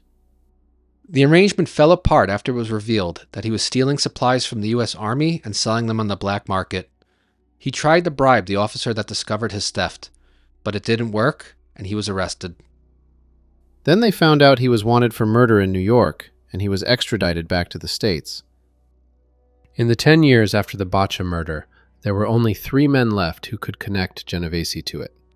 Ernie Rupolo, plus 2 other men who were involved on the hit, Peter Latempa and Jerry Esposito. Latempa apparently only agreed to testify against Genovese years earlier so he could get a reduced sentence because he did not actually think the man would ever return to America. Once he found out that he was going to be in court, he became afraid and demanded to be in police custody for his safety. He was put in a cell for his own protection. He was taking medicine for gallstones that the guards kept and gave him nightly, but one morning he was found dead in his cell. The medicine was actually poison, and there was enough of it in his system to kill multiple people. No one was charged for the murder. Around the same time, Jerry Esposito's bullet-ridden body was found dumped on a rural road. With only Rupolo available as a witness that no one else could collaborate, the jury acquitted Vito Genovese. A furious Judge Samuel Leibowitz had this to say: "I cannot speak for the jury, But I believe if there were even a shred of corroborating evidence, you would have been condemned to the electric chair. By devious means, among which were the terrorizing of witnesses, kidnapping them, yes, even murdering those who would give evidence against you, you have thwarted justice time and again. On a side note, Ernest Rupolo was told not to worry about his betrayal, and he went on to live for 2 decades. In 1964, his body was discovered in Jamaica Bay, with his feet tied to concrete blocks. Some speculate that was Vito Genovese getting his revenge to remind the world that he never forgets a slight against him. But it's also possible that the mediocre contract killer was probably not a law-abiding citizen following his prison stint, with his murder being related to some unknown crime that has been forgotten. By this time, Frank Costello was the acting boss of the Luciano family, while Lucky was now living in Italy since the government deported him following the end of World War II. There was some tension between the two, as Vito believed that the throne belonged to him, while Costello believed that Vito had abdicated it. Costello also believed that since Vito was gone for a decade, he was out of touch with how things were now. Plus, the administration roles were full. Instead, Vito was made capo of the Greenwich Village crew, which he is believed to be the founder of during the 1920s, but he was not happy. In December of 1946, the Havana meeting took place, and Luciano was there. It was the first time in years that he presided over mob business, and one of the items on the agenda was heroin. In a little sidebar, it's rumored that Luciano took Genovese aside and reprimanded him for his behavior, reminding him that Lucky Luciano was still the family's official boss, and he better know his place. Don Vito bided his time to regain his strength in Cosa Nostra. While he did not rack up any new charges during the 1940s and 1950s, he was not living a squeaky clean lifestyle. Nor were there not any victims from the man's activities. Greenwich Village was under his control, and he liked to extort protection money from the local businesses. He also marketed himself as a labor consultant. What this meant was that because of mafia control of various unions, he would extort payments from local businesses. In exchange for this money, he would direct the unions to allow those businesses to pay their workers less than union scale. The businesses saved money since their bribes were less than the wages, Vito made money, and the honest workers lost. If they complained, then they were threatened that they would lose their union cards as retaliation. There was an equilibrium going on between the mob, the government, and local law enforcement. While there were government hearings, the mafia remained largely in the shadows, with anyone proclaiming its existence being accused of Italian discrimination. That all shattered in 1957. Vito Genovese was tired of being low on the ladder, and he ordered Vincent Gigante to murder Frank Costello. On the night of May 2nd, when Costello returned to his apartment building, he heard, "This is for you, Frank," and then a gunshot. He fell down and felt blood roll down his face. Seeing the blood and being nervous as Costello's doorman had seen him, Gigante fled, assuming that the hit was successful. But Costello was only grazed. He survived, and his doorman identified Gigante through a mugshot. Gigante went on the lam, and detectives were able to easily deduce that Genovese was behind the murder since Gigante was one of his guys. Costello got the hint, and feeling old, he agreed to step aside. Genovese was then elected to be the next boss by the family's capos. Albert Anastasia was assassinated on October 25th while he sat in a barber shop. There are 2 theories behind who killed him and why. The first is that Don Vito got the commission to go along with it, and the shooters were the Gallo brothers and Carmine Persico, who were part of the Profaci family. This was then done with Carlo Gambino being in on it, so he can position himself to be the new boss of that family. Personally, I don't agree with this theory, because the witness descriptions of the shooters don't match those men. And, according to Joe Bonanno's book, Anastasia was part of the conservative faction on the commission that also included Bonanno and Profaci. The second theory, which I find more likely, is that a group of capos from his own family killed him as they were worried that the increasingly agitated Anastasia, who had no problem ordering murders and committing them himself, was going to have them whacked. so they decided to strike first. Most likely, Don Vito was aware of this impending assassination, and so was Lucchese boss Tommy Lucchese. They then paved the way for Gambino to become boss, and this new alliance held the majority. This now brings us to the Appalachian Conference. With new leadership at 2 of the 5 families, a national conference was called for, with all the mafia families across the United States to attend. They made a blunder by having this in a small town in upstate New York that was far from New York City or Buffalo. The state troopers noticed a large influx of out-of-town cars that were all considered luxury vehicles, and they got curious. As they checked out who these people were, they discovered that many were well-known criminals, and a raid was made. The mobsters panicked and ran. Some got away, but 62 were arrested. And since they were all Italian, many were criminals, and they came from cities from all across America, it was obvious that the purpose of this meeting was the mafia trying to coordinate crime on a national level. And given Vito Genovese's prominence in New York City, he was looked upon as the top hoodlum for law enforcement to get something on, especially when he had beaten them so many times before. It was an embarrassment. It got worse for law enforcement in 1958 when Vincent Gigante was put on trial for the attempted murder of Frank Costello. Undoubtedly, he had to have been offered a deal if he gave up Genovese, which he didn't. He claimed his innocence the whole time, and when Costello was put on the stand, the man upheld his oath of omerta and denied Gigante was the shooter.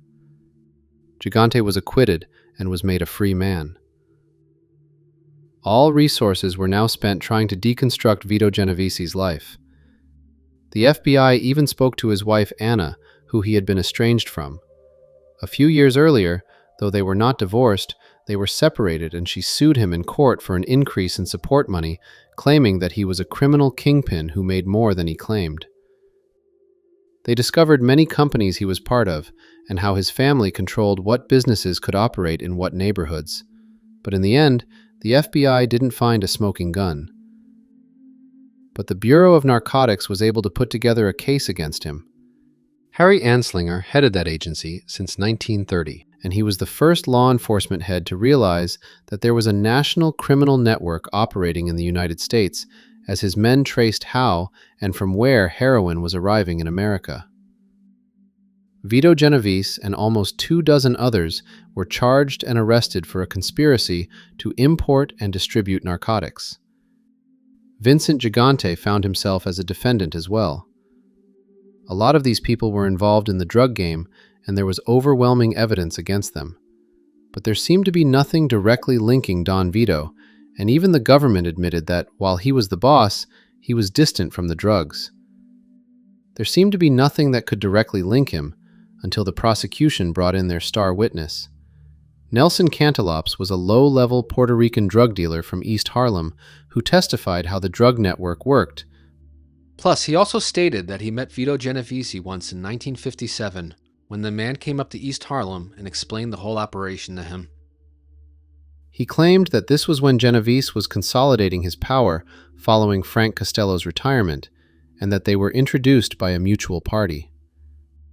This testimony was crucial because it linked Genovese as a controller and financial backer of the international drug network, and it demonstrated that Genovese knew of the operation and participated in it through a supervisory way. Cantalopes was used by prosecutors to bridge the gap between the street guys and the bosses who did not get their hands dirty, thus demonstrating a conspiracy. The defense lawyers attacked Cantalopes' credibility, but the jury seemed to believe it enough to find Genovese and most of his co-defendants guilty. Genovese's bail was increased from the $50,000 he first paid before the trial to $150,000 as he awaited sentencing and then tried to appeal. But in 1960, the appeal was denied, and he was shipped off to Atlanta to serve 15 years. The declassified portion of his FBI file would double in length while he was away, because he suspected Joe Valachi, a soldier of his family also doing time in Atlanta, of being a rat. Valachi got word that he was going to be killed, and one day, in a panic, he murdered another inmate with a steel pipe, thinking that was the assassin. he was wrong and decided then that he was through with Cosa Nostra. Before, he was not a rat, but his ungrateful boss wanted him dead anyway. Now he was going to talk, and what he said shocked the nation about the true state of the Mafia. Many people have since questioned Nelson Cantalopes' testimony and the truth of it. In the book Five Families, author Selwyn Rabb quotes legendary New York City detective Ralph Salerno as saying, "To anyone who understands the protocol and insulation procedures of Cosa Nostra, this testimony is almost unbelievable." Some people have said that Cantalopes was paid off by Luciano to take down Genovese, while others believe he was pressured by zealous law enforcement agents working with prosecutors that were willing to bend the truth to send a man who was guilty of many other crimes to prison. After the trial, Nelson Cantalopes publicly claimed that his testimony was false and that he wanted to recant that. He then later recanted that statement, saying that he only said it because the Mafia forced him to. He would be killed in a knife fight at a bar in 1965. I'm not sure of where I exactly stand, of if Cantalopes was a liar or not. For most mob bosses, I would see this as a framing, but Vito Genovese is different. He was a gangster in every sense of the word, and I can see him as being the type of manager who would get his hands a little dirty during a leadership transition so that he could show his presence to the rank and file. It's similar to John Gotti, who made an effort to be seen on the streets so that everyone would know who he was. One thing I do believe, and I'm not a lawyer, but I think that if this all happened 20 years later, the government would have had a strong RICO case against Genovese, and he would have went away for life instead of 15 years. Which ended up being a life sentence for Vito Genovese anyway, since he died of a heart attack in 1969. When we think of a mob boss, we tend to look at John Gotti, somebody that dresses very flashy and has an entourage around them to project their power. But for Vito Genovese's protege, Vincent the Chin Gigante, this man took a different approach. He walked around Greenwich Village for 30 years in a bathrobe while muttering to himself and occasionally pissing outdoors, to create the image that he was actually mentally handicapped, so that way nobody would dare prosecute him from the federal government. Let's take a look at how he did that. In the 1990s, if you were visiting Greenwich Village in New York City, then there is a chance you might have walked by an old man in a dirty bathrobe, shuffling down the street as he mumbled to himself.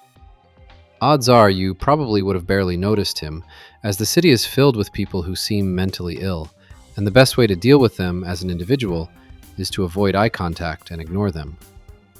But in reality, this particular old man had a very sharp and ruthless mind, as he was the secret boss of the Genovese family, America's largest mafia clan, with his display of mental illness being used as a deception to hide his true self from the rest of the world. And for almost 3 decades, it worked. Join us as we discuss how Chin Gigante became known as the Odd Father.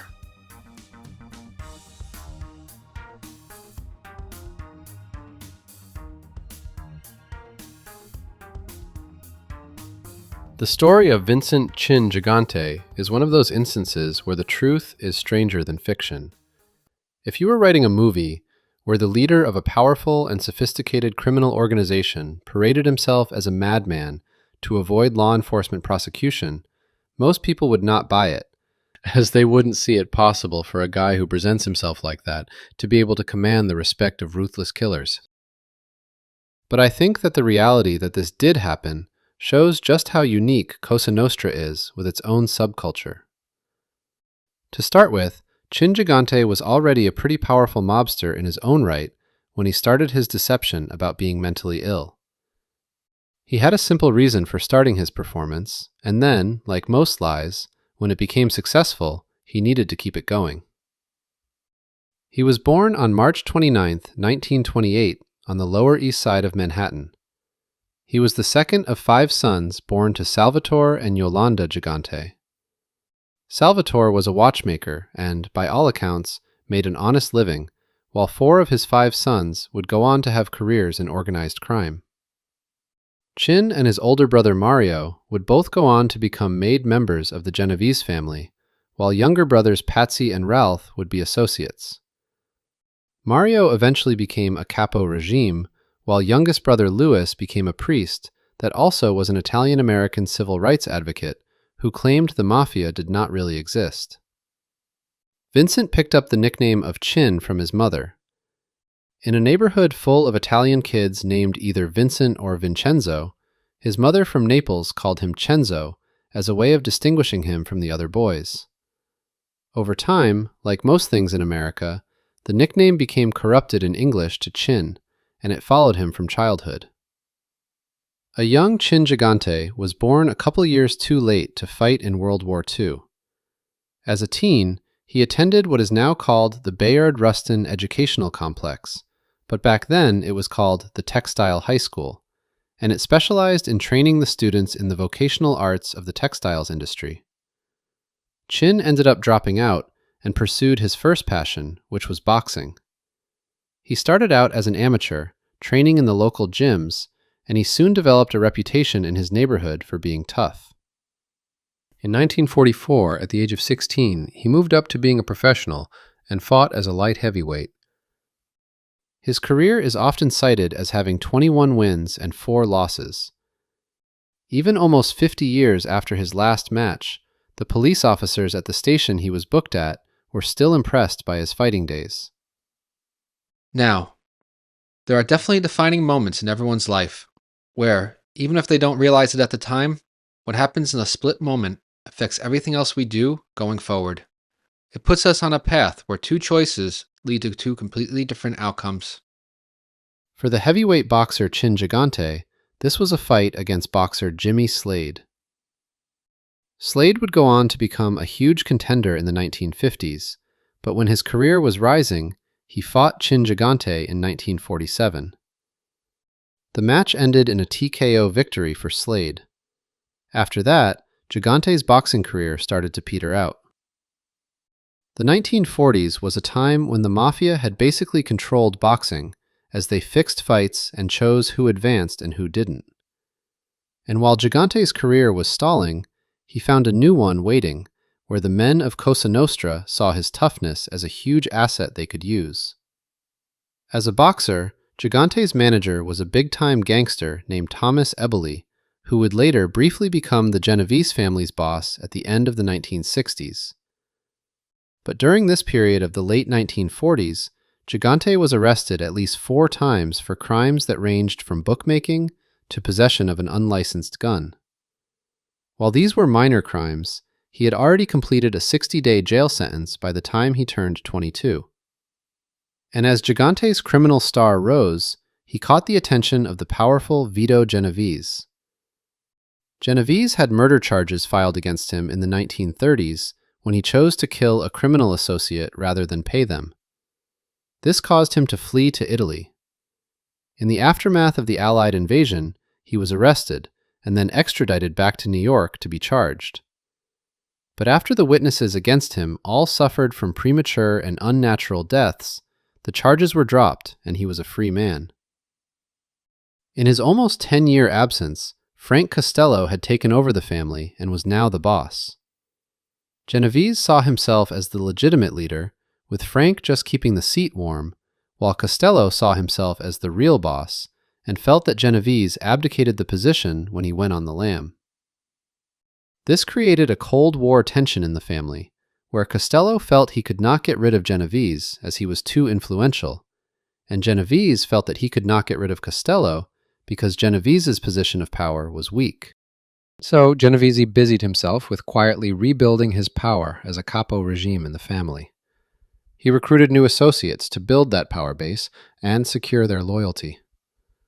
Chin Gigante was one of these young recruits, and he soon rose above the others to become Genovese's protege.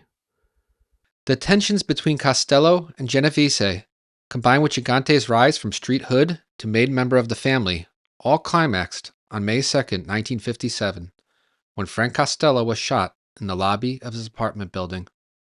The gunman aimed at his head, but the bullet ended up skimming his skull.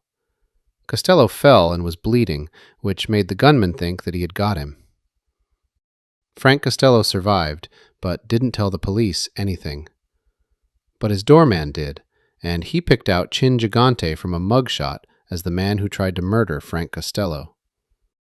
The fact that Gigante was chosen to whack boss Frank Costello by Vito Genovese tells us a few things about his stature during the 10-year period he spent as an associate of the family after his boxing career faded. One is that he obviously earned a lot of respect from Genovese to be trusted with such an important task. While this is the first known murder, or in this case attempted murder, he was involved in, the fact that it was so high profile means that it probably was not his first time. He was most likely already a made member of the family by now too, since committing murder is usually a requirement for joining. And the fact that he was not killed for messing up the hit means that he also carried some serious stature by this point as well. It probably also helped that Costello decided to retire instead of go head-to-head with Genovese. Plus, for Genovese to make this move without the commission coming down on him means that it was approved by some of the other bosses, as there didn't seem to be any consequences for the shooter or the man with the plan. 3 months after the attempted murder, Gigante walked into a midtown police station and turned himself in. This must have all been pre-arranged with Genovese, as Gigante was represented by the high-priced lawyer Maurice Edelbaum, and he was able to raise $100,000 for his bail. In the trial that followed in the spring of 1958, Gigante had lost 40 pounds and changed his haircut. But despite the attempt to look different, the doorman identified him. Edelbaum pointed out that this witness was blind in one eye and had impaired sight in the other. Costello then took the stand, and he remained true to his oath of omerta by denying that Gigante was his shooter. It took the jury 6 hours to come back with a not guilty verdict. Legend says that he thanked Costello for his testimony and then told reporters that he knew this would be the verdict as he was innocent. 3 months later, Gigante would find himself in handcuffs again as he, Don Vito, and 35 other defendants found themselves wrapped up in a conspiracy to smuggle narcotics. In the trial that followed in 1959, Genovese was sentenced to 15 years in prison, while Gigante got 7. They were separated, with Chin going to Lewisburg. That was the last time he ever saw his boss and mentor. After less than 5 years, Gigante was paroled and back on the streets.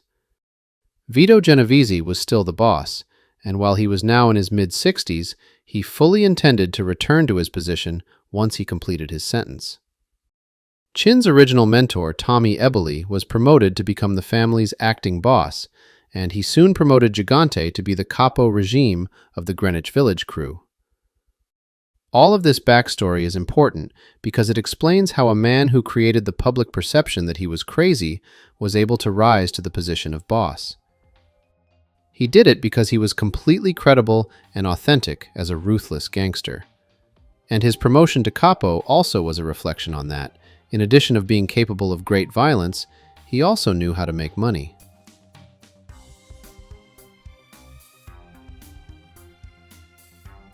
Gigante's promotion to capo upon his release from prison meant that he had a lot more money. He moved his wife Olympia and their 5 children out to the suburbs of New Jersey, where they settled in the town of Old Tappan. Having done some time in prison away from his loved ones, Gigante had no intention of repeating it, and so he decided to be proactive when it came to law enforcement. In 1969, it was revealed that he had been paying Old Tappan's entire police force, which was just 5 people, to warn him about surveillance and law enforcement investigations. It's unclear of how this revelation broke, but it resulted in all 5 officers being fired, while Gigante was never tried. This case was the genesis of Chin's mental illness act. When he learned about the bribery investigation, he started seeking psychiatric care. From doctors he paid, his lawyers were able to produce reports that diagnosed him as psychotic, mute, and schizophrenic. He was also described as a candidate for electroshock therapy and was said to have primitive reasoning capabilities with his condition deteriorating. The judge ruled that he was mentally unfit to stand trial, and the bribery charges were dismissed. For outside observers, This looked like a case where a town resident was overly paranoid, and the cops were more than happy to take the sucker's money. In a perverse way, Gigante managed to look like the real victim in the end. Vito Genovese never returned to the streets, as he died of a heart attack in 1969. That year, Eboli, who was 58, began to suffer from some health setbacks, which led to a power struggle between him and Philip Lombardo. Eboli ended up dying of unnatural causes, and Lombardo came out on top. Lombardo recognized how the bosses were targets for law enforcement, and he preferred to stay in the shadows while his underboss ran the day-to-day activities. This management style would be imitated by Gigante. Gigante's power rose after Eboli's death, and seeing how his mental illness act helped him beat the charges in New Jersey, he decided to continue it by making the occasional short stay at a mental hospital. While this might look like a weakness, the people that knew him understood who he really was and how his act worked. And so, despite his ruse, his power only increased. At some point during the 1970s, Gigante was promoted from capo to administration, and part of his new duties included coordinating rackets with the other families. Sammy the Bull Gravano recalled meeting Chin in 1976 at a sit-down. Another Gambino member introduced him as a capo, and Chin then replied that he was now the consigliere. Gigante was now in his public costume of wearing a robe and having an unshaven face. He agreed to take care of the union problem Gravano was having. He also appeared to be mentally sharp and well-spoken. A couple years later, Gravano accompanied his boss Paul Castellano and Tommy Bellotti to a commission meeting at a Staten Island house. This time, Gigante was dressed normally, and it prompted a quiet joke from Bellotti to Gravano that his bathrobe must be in the wash. During this meeting, Gigante chastised the other bosses that a commission meeting should only be about high-level business and it should be infrequent. All these minor details that they were discussing should be done at the capo levels. Gigante concluded his rant by saying that he put a lot of time into his crazy act and he did not want to be caught in surveillance at these meetings or picked up on any bugs. His act was more effective than he realized when it came to the FBI. While they knew that he was a mobster, they considered him to be a member whose better days were behind him. The only thing they could not agree on was if he was completely crazy or just a little. In short, they saw him as something to laugh at. The exact leadership structure of the Genovese family in the 1970s and 80s was designed to be murky to outsiders. It's believed that in 1980, Philip Lombardo was still the boss, while Fat Tony Salerno was his underboss and front with Gigante as the consigliere. In 1981, Salerno suffered from a stroke and needed to leave New York to recover. Lombardo also decided to step down that year for health reasons, and he endorsed Gigante as his successor. But in Cosa Nostra, the retiring boss's endorsement is not the final word. You need to have the capos of the family elect you into the top position. Apparently, this was not an issue for the man who spent his days walking around in a bathrobe pretending to be crazy. He kept Salerno on as his front boss, and that move paid off in 1985 when Fat Tony was indicted in the commission trial as the boss of the Genovese family. The deception of a loyal front boss worked in part because the FBI agents had formed a bias against Chin thanks to his dedication and consistency with the performance. In retrospect, they had missed a few small signs, like when Salerno was given a list from another family about proposed members, and he said he needed to run it up to the boss. But this protection plan hit a hurdle after Salerno was convicted in the commission trial, as the FBI decided to focus in on who was going to be the new man in charge. When John Gotti became the official head of the Gambino family, all of the capos on Christmas Eve of 1985 came to the Ravenite Social Club to pay tribute to the new boss. But for the Genovese, nothing seemed to really change. The FBI expanded their mass blanket of surveillance, and that's when it started to become apparent that Chin Gigante was not as mentally or physically ill as he let on. But still, the man was cautious to the point of paranoia. Figuring out that his craziness was just an act was one thing, but actually nailing him for a crime was another. Law enforcement's quest to get Gigante began with a bug in his social club, which was called the Triangle Civic Improvement Association. It featured old and ratty furniture, an espresso machine, and dirty windows that prevented people from the sidewalk seeing in. However, the place was noisy with people constantly talking, and that made it impossible to get a clean recording. Plus, whenever Chin was inside and did speak, he did it by whispering into the guy's ear. Like other mobsters, Chin utilized walk-and-talks to discuss business under the confidence that he was not being recorded. During these, a mobster would pretend to assist him with walking. FBI agents tried to use parabolic microphones to capture the conversations, but those were denied as it was worried the evidence might be inadmissible in court because it could capture the private conversations of law-abiding citizens. So they tried the next best thing, which was parking unmarked FBI cars on the street that were outfitted with microphones. As Chin passed them, a remote would activate the mic, which was in the side mirror, but this also proved to be worthless, as the audio quality was terrible. Good old-fashioned long-distance visual surveillance proved more fruitful. In one instance, agents observed Gigante being assisted as he crossed the street when the light changed to green. Gigante then broke into a sprint and arrived at the sidewalk before the man assisting him could. They also observed that Gigante maintained a strict routine, and it did not involve him ever going home to his wife in Old Tappan. Gigante would emerge out of his mother's apartment on Sullivan Street in the early afternoons and walk around as he feigned being crazy. Sometimes he would go to his social club, sometimes he would hold a walk and talk, and sometimes he would urinate on the street to keep up his appearance.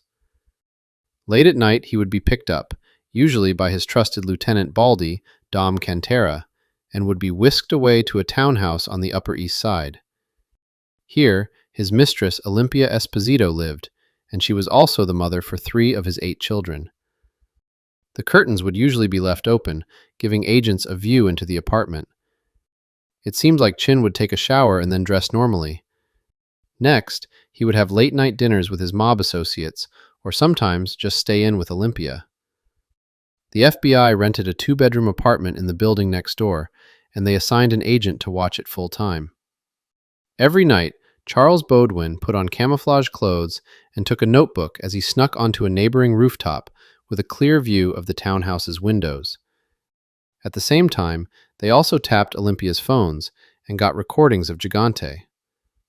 Nothing criminal was discussed, and it was all rather mundane stuff like, should I pick anything up on my way home? But it was enough to fully prove that the craziness was an act. Eventually, based off Agent Bodwin's surveillance, they received permission to bug the townhouse. The next problem was that someone always seemed to be home, but since they were renting an apartment next door, they tried using a silent drill that sucked up the debris as it made holes to plant a bug. Using a layout drawn by Bodwin, the plan was to drill into the wall and then plant a microphone behind a cabinet in the kitchen. On the first attempt, they ended up drilling right behind the fridge, and the sound of its hum drowned out any discussions they wanted to hear.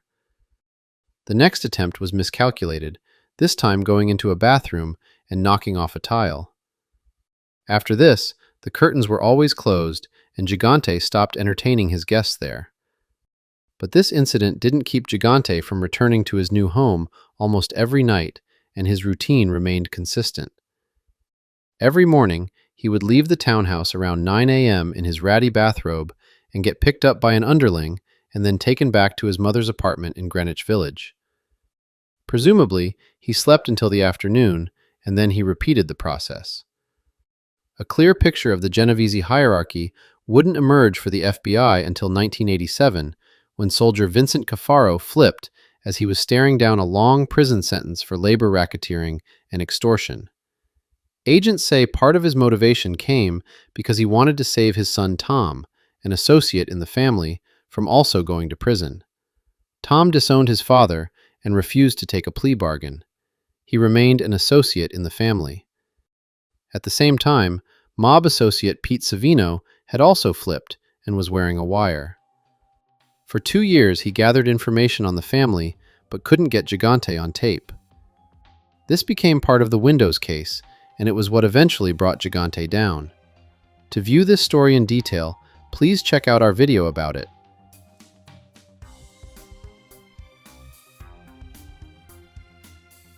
In 1990, Gigante and 14 other mobsters were arrested for creating the Windows cartel that massively inflated the costs for the federal government to replace the windows in New York City's public housing projects.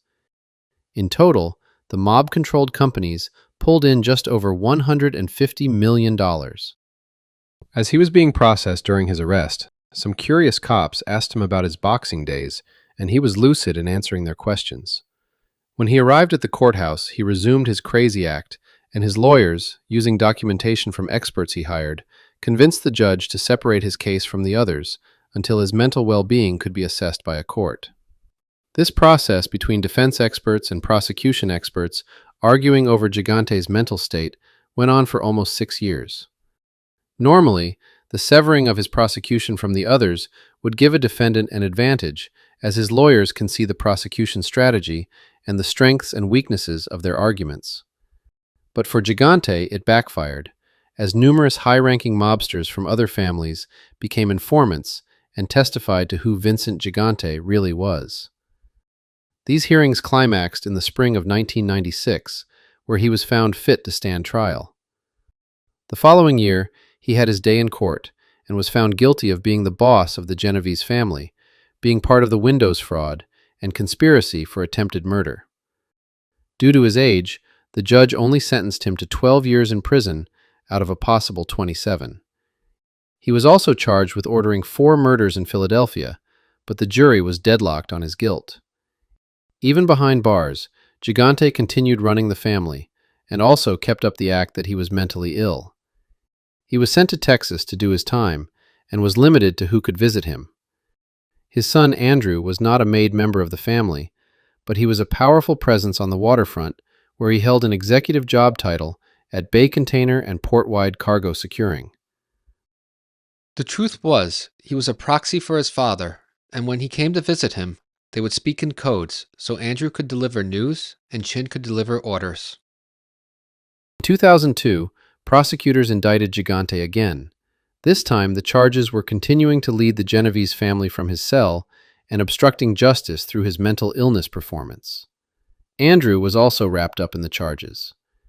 Chin came clean in 2003 and seemed to be cured of his mental disabilities. He accepted a plea bargain that added 3 years to his sentence. Under normal circumstances, mobsters are not supposed to take pleas, because that would mean admitting that their secret society really does exist. But he did it to save his son from a 20-year sentence. Gigante's reign as the boss was over at this point.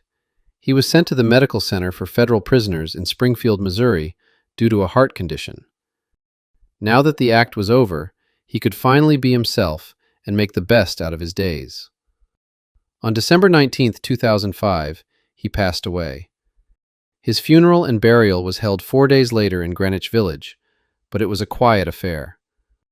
One of the things that most people find baffling about Chin Gigante is that they don't see the lengths he went through worth the reward. Bosses like Paul Castellano lived in mansions and enjoyed themselves with high-end items. They enjoyed the spoils. Even low-key guys like Carlo Gambino enjoyed an upper-middle-class lifestyle. Gigante provided well for his 8 kids, wife, and mistress, but he didn't really help himself to the spoils beyond spending the night at the townhouse. And while he was recognized in Cosa Nostra for being the top game when it came to mobsters, on the streets he presented himself as crazy and dressed shabbily. It was humiliating, and while most of his fellow criminals understood why he did it, they would also crack jokes behind his back. No one else was willing to come close to that level of self-deprecation.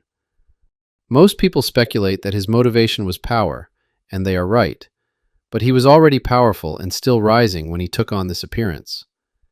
Personally, I think he did it because he enjoyed the day-to-day process of being the boss.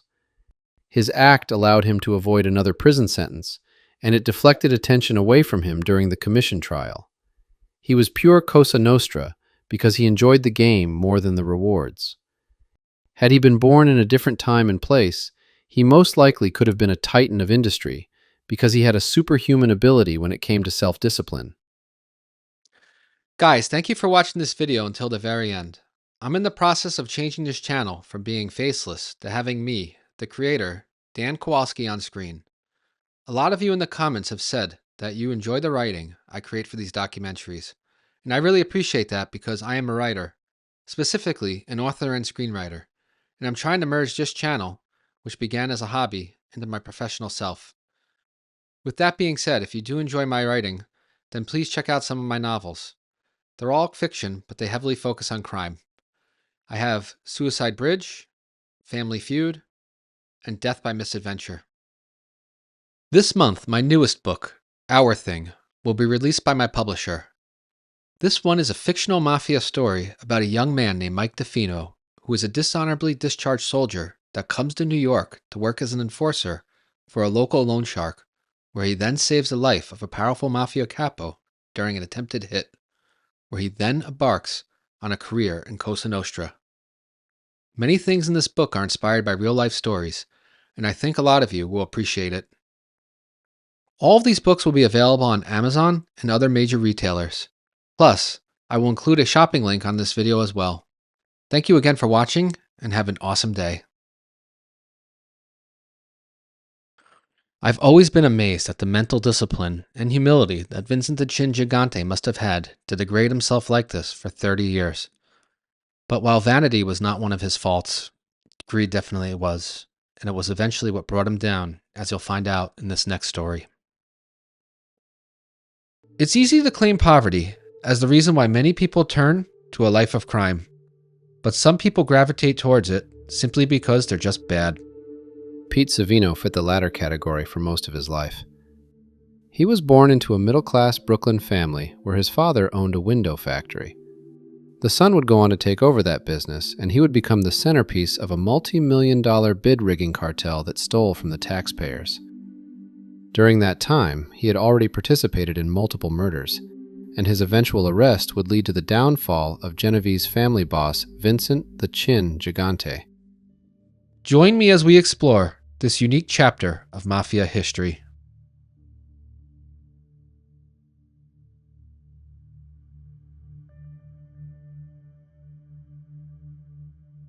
Peter Savino was in his early 20s when his father brought him into the family business. And by family business, we mean the manufacturing of windows. The young man stood at over 6 feet, was handsome, and charming according to those that remembered him. He was a good student, stayed out of trouble, and had a year of college under him when he dropped out to go work for his dad full-time. He also did not have any relatives in the mob, so there was no older mentor figure that corrupted him. Instead, he corrupted himself. As a window manufacturer, he had direct contact with the shop stewards from Local 580 of the Architectural and Ornamental Ironworkers Union. These were the guys who installed all the windows on every major construction project in the city, and its leadership was mobbed up. Seeing this as a way to get rich quick through kickbacks, he began working for the union, while also keeping a stake in his family's business. Being part of the union put him in contact with mobsters, and he soon became an associate of Genovese family soldier Jerry Papa. Papa and Savino were friends since they were teens. Another friend from their youth, Bobby Ferenga, also began to run with them, and soon they became a tight-knit trio. They would partake in various criminal activities to make a quick buck, like smuggling cigarettes across interstate lines to avoid paying the New York state tax, but their real specialty became drug trafficking.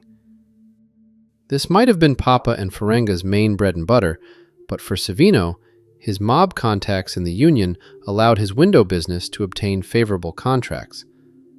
All he needed to do was pay a bribe, and then he could pay his workers less than the union wages.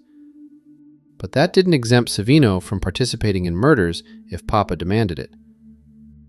Altogether, he would be involved in 6 mob hits, but that's for later. The important thing for now was that he was considered with Papa by mob standards when the business opportunity of a lifetime came across his desk. The federal government's Department of Housing and Urban Development had agreed to subsidize the replacement of 900,000 windows in New York City's public housing projects. The idea was that replacing the old single-pane glass with double-pane glass would save the city about $5 million each year in heating bills. His idea was that if the Genovese family agreed to create a cartel between the major window companies in the city, then they would make millions from rigged bids. It broke down like this. Savino's companies plus 2 others were organized by him so that he and the Genovese would get a cut of the profit. The Lucchese family controlled the union, so they needed to be brought in too. And then it turned out that members of the Gambino and Colombo families also had hidden ownership in other New York City window companies, so they had to be cut in as well. So only 4 families were part of this, keeping the Bonannos excluded. Overall, the cartel was made up of 13 mob-controlled companies. The agreement was that the company the mob decided to award the job to would submit the lowest phony bid. Phony because it was a lot higher than what the market price would have been. And since everyone else had much higher inflated bids, the lowest company would get the job. And in a gesture to prove that they were not greedy, since there was so much work to go around, they allowed non-mafia-controlled companies to be part of the cartel too, so long as they paid the mob $2 for every window they installed. And if anyone tried to compete with the cartel, they were warned that their sites would encounter work stoppages from the union, their windows would be smashed, and the factories would be vandalized, or even worse. It was 1978 when this rigged bidding system was implemented, and everything seemed to be going fine until Jerry Papa was murdered by a shotgun blast in July of 1980. This made Savino nervous for his own life, as he had been partners with Papa and figured that the man's death was retaliation for one of the many bad things that they did together. 2 months later, in September, he received a phone call telling him that he needed to drop whatever he was doing and come to Ruggiero's restaurant in Little Italy for a meeting. Savino had never been sent for before in his life, and he became afraid that he was about to be murdered, but he also did not see any other choice but to comply. The restaurant was owned by Genovese soldier Joe Zito, and when Savino arrived that night, he was brought into a private room upstairs. Inside the room was the family's leadership, Fat Tony Salerno, Funzi Thierry, and Vincent Gigante. He knew who these men were, and they knew who he was, so there weren't any formal introductions or clarifications about who did what. He knew these guys were the higher-ups, but he didn't know which of the 3 was the real boss. Gigante did most of the talking. He first told Savino to relax and assured him that he was not in any trouble. He explained to Savino that Papa was killed because he murdered Shorty Spiro, a capo of the Colombo family, without permission. Savino had participated in that murder. Spiro was shaking down local drug dealers, and these people paid Papa to kill Spiro for them. But he kept that to himself for now. The point of this meeting was for Gigante to size up the man who organized the window cartel that was putting so much money in his pocket. He wanted to make sure that the operations went on uninterrupted. He also needed to settle the affairs of the dead Jerry Papa, and there was a business debt that needed to be repaid. Then Lucchese capos Vicamuso and Anthony Gaspipe Casso had given Papa $500,000 to invest in Savino's factory. They wanted a return on the investment and felt that $1 million seemed fair. Chin Gigante told Savino that it was up to him to pay. Savino claimed later on that he never even saw that investment money, but considering that he walked in there thinking he was about to be whacked, he took the orders without complaint. Savino was instructed that his new contact in the family was to be Benny Eggs Mangano, and he was now obligated to come to Greenwich Village 3 or 4 times every week to report to him at his social club on Thompson Street. He also gave Savino permission to come to Chin's own club as well, should he ever need anything. Benny Eggs Mangano and Baldy Dom Cantarino gave Pete Savino a crash course on the protocol for the family at this high level. There were 2 main rules. The first was that you never refer to Vincent Gigante by name. If you needed to reference him, you touched your chin. The second was that if anyone were to ever ask him questions about Gigante, Savino was to respond that the man was crazy. Savino soon learned the reason for the second rule. While Gigante dressed and acted normal during their night meeting, during the daytime he walked around Greenwich Village in a bathrobe while mumbling like a crazy person. The idea was to present the public image of someone who was too mentally incompetent to be thought of as a mafia boss. This was his strategy to keep out of jail. Over the next 7 years, Savino got as close to Gigante as any outsider probably could. It most likely helped that he was making millions of dollars for the family. Gigante was also protective and wanted to make sure that no other mobsters were shaking him down for money or free windows. But that didn't apply to Chin or his family, as he had Savino replace his windows, which he did not pay for. In fact, we'll see later that asking a high-ranking mobster to pay a bill could be a death sentence, something that Savino was very well aware of. One time, Savino was woken up by a phone call in the middle of the night, and he was told that he needed to come to Chin's social club right away. Once again, his mind raced as he left his house at 3 a.m, thinking about how all his neighbors were asleep and wouldn't witness him leaving. When he arrived at the club, Savino was greeted by Bald Dom, who said nothing as he walked him to the back of the building. There, Chin was sitting with a catalog. He asked for Savino to come because he wanted Savino to order something for him. This adventure was most likely a test to see how dependable Savino could be. On another late-night visit, he was asked if he could get close to someone, which was code for murder. After Savino affirmed that he would do it, Gigante ordered someone to take him with him when they would do the job. But before the hit went down, the target was arrested. It seems very likely that the boss of the Genovese family was considering making Peter Savino a made member of the family. But everything changed in November of 1987 through what was almost a random chance.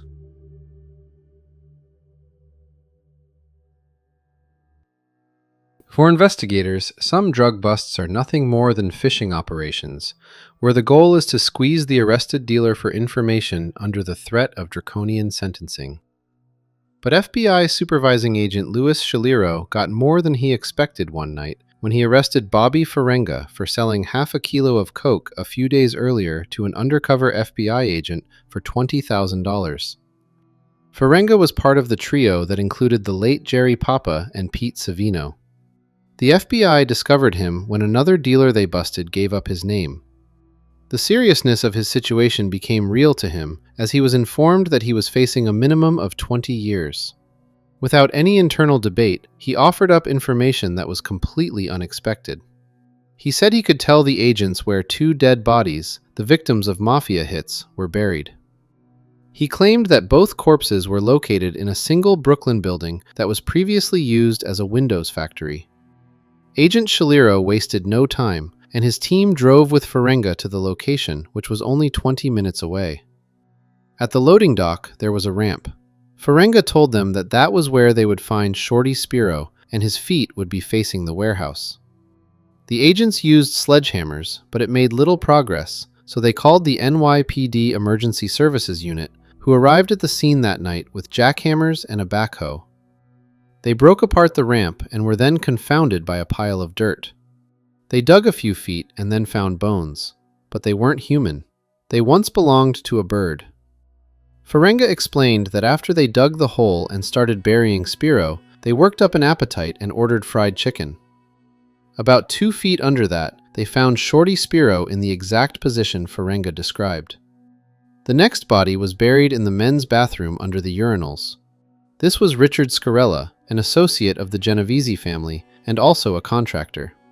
His mob death sentence was caused because he did construction work for Genovese higher-up Frank Thierry and made the mistake of asking the man to pay for the materials while he provided the free labor.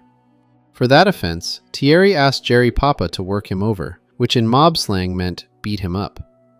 Papa did just that, but then became scared that Scarella would retaliate against him, so he preemptively killed the man instead.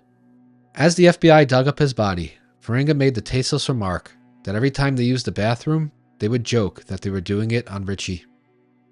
Both murders happened when the warehouse was being renovated. According to Ferenga, it was Savino who came up with the idea to bury the bodies there. He knew that concrete was soon to be poured over the dirt they were buried under, and that would entomb the men for decades, so long as no one talked. After Jerry Papa's death, Ferenga and Savino had drifted apart, with Savino moving up and Ferenga staying where he was. So he had no problem folding under questioning. Scaliro specialized in narcotics, so he passed Ferenga on to agent Dick Rudolph, who worked in organized crime. Jerry Papa was dead, and Ferenga admitted that it was Papa who killed these men, while he and Savino helped bury the bodies after the fact. But Rudolph was not interested in these old murders besides using them as leverage. He and prosecutors were mildly aware of the Windows bid-rigging cartel, and with all the money that was involved, they knew they could use it to get the Mafia's higher-ups. Ferenga didn't know the details except for one important fact. He told law enforcement that Savino was the scam's mastermind. Savino was brought in for questioning and declined to have his lawyer present. Ferenga's story, combined with the evidence at the factory and the fact that Savino owned the building when the killings occurred, was airtight evidence for 2 murder convictions. He quickly folded and was willing to tell Agent Rudolph everything he knew, but that was not good enough for the FBI. He needed to wear a wire, and they wanted him to get Gigante on tape. In the end, the agreement that Savino worked out involved him pleading guilty to participating in 6 murders plus RICO violations. The deal stated that the maximum penalty he could face would be 20 years in prison, but it could be reduced depending on his cooperation. This put Savino in a dangerous situation, because if anyone remotely suspected he was a rat, then he would be killed on the spot. But, now in his mid-40s, life did not seem worth living if the alternative was decades in prison. Now, the news of Bobby Ferenga's arrest, combined with the excavation of the premises at the building that belonged to Savino, was too big to hide. A lot of residents saw the extensive search, and this information was bound to trickle up to the Genovese family leadership. To protect Savino, Agent Rudolph and the prosecutors coordinated with Savino to throw them off. Savino's lawyer was connected to the Genovese family, so they had him come into questioning with his lawyer present, and then acted like they didn't know each other. They questioned Savino and made it clear that he was not under suspicion. The ploy seemed to work. In February of 1988, the FBI wired Savino's office as he would sometimes hold meetings with mobsters in there to discuss business. When he went to the social clubs, he was instructed to wear a wire, and somehow, over the next 2 years, no one patted him down. But in all that time, he never got close to Chin Gigante. One day, when reviewing a contract with Benny Eggs Mangano, he mentioned Gigante by name, hoping to get a recording tying him into the conspiracy. Instead, he was swiftly reprimanded and told to not mention that guy. In the end, he didn't get any incriminating statement from the man. He did manage to get plenty of evidence against Mangano, plus other mobsters like Colombo family member Vincent Ricciardo and Lucchese associate Sonny Morrissey, who was the corrupt local 580 official that was instrumental to the cartel. Pete Savino had no idea until much later just what amount of danger he was actually in. As soon as the discovery of the bodies at the warehouse became well-known news, Sammy the Bull Gravano urged Benny Eggs Mangano that Savino should be murdered to ensure that he doesn't turn against the mob. Mangano agreed with the assessment and admitted to even not personally liking Savino, but Chin seemed to love the guy and would not allow it. Anthony Casso even directly urged Gigante to whack Savino, but he was rebuffed. Gigante seemed to generally like the guy, while also enjoying the millions that he was pulling in. Plus, the request of another boss to kill one of his associates felt like a violation of how he managed his family. Gigante controlled the largest of the 5 families, which meant that it was the largest in America. Casso's request was viewed by him as an insult to his ego, so he kept Savino around. The $1 million debt that Savino assumed and paid without complaints during their first meeting probably also made a good impression to the boss. Eventually, Anthony Casso built up enough corrupt contacts in the FBI to find hard evidence that Savino was an informant. Word of this spread in the underworld and in law enforcement. On the night of June 21st, Savino disappeared from his Staten Island home. The government had gotten to him first, and he was now in witness protection. He was married 3 times, and his third wife had a child from another man. Without the father's consent, she could not bring her kid into the program. But she was guarded around the clock, though, by government agents.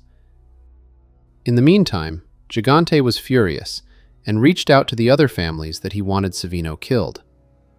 But guarded by U.S. Marshals in a still unknown location, he remained relatively safe. A grand jury indicted Gigante and 14 other mobsters for their role in the Windows cartel. For the program, the government spent $191 million, and more than 3/4 of that went to the Mafia-controlled companies. This was much bigger than the Concrete Club, which was a focus during the Mafia Commission trial a few years earlier. The window replacement program's purpose was to save $5 million a year in heating costs for the city. With these numbers, it would take over 38 years for the government to make its investment back. On May 30th, 1990, Vincent Chin Gigante was arrested in his pajamas from his mother's apartment on Sullivan Street. He wordlessly handed the agents a card with his lawyer's phone number on it. He later made small talk with the police officers at the station about his boxing days. During the arraignment, he was seated with Benny Eggs and Bald Dom. 2 of the 14 defendants were missing. That was Lucchese boss Vic Amuso and his underboss, Anthony Casso. But those guys will be part of a later story. In the courtroom, Gigante resumed his act of being mentally feeble and asked about when the wedding was starting and where the bride was. Submitting reports from psychiatrists that he paid for, his lawyers argued that he was mentally ill. Gigante had his case severed from the others, and it seemed like an early legal victory for him. But it did earn him the nickname of the Odd Father in the newspapers. All of the defendants in the 6-month trial would be found guilty except for 2. Bald Dom died before he could be tried, and Peter Gotti was acquitted. His lawyer was his brother's favorite, Bruce Cutler. In one tape, Gotti was heard complaining that he lost money on his window factory investment. Normally, Gigante being severed from the case would have given his lawyers an advantage, as they could see the government's strength and weaknesses for the prosecution. But during the early 90s, Sammy the Bull Gravano, plus other men, would become government witnesses, and their knowledge about Chin expanded the government's charges against him.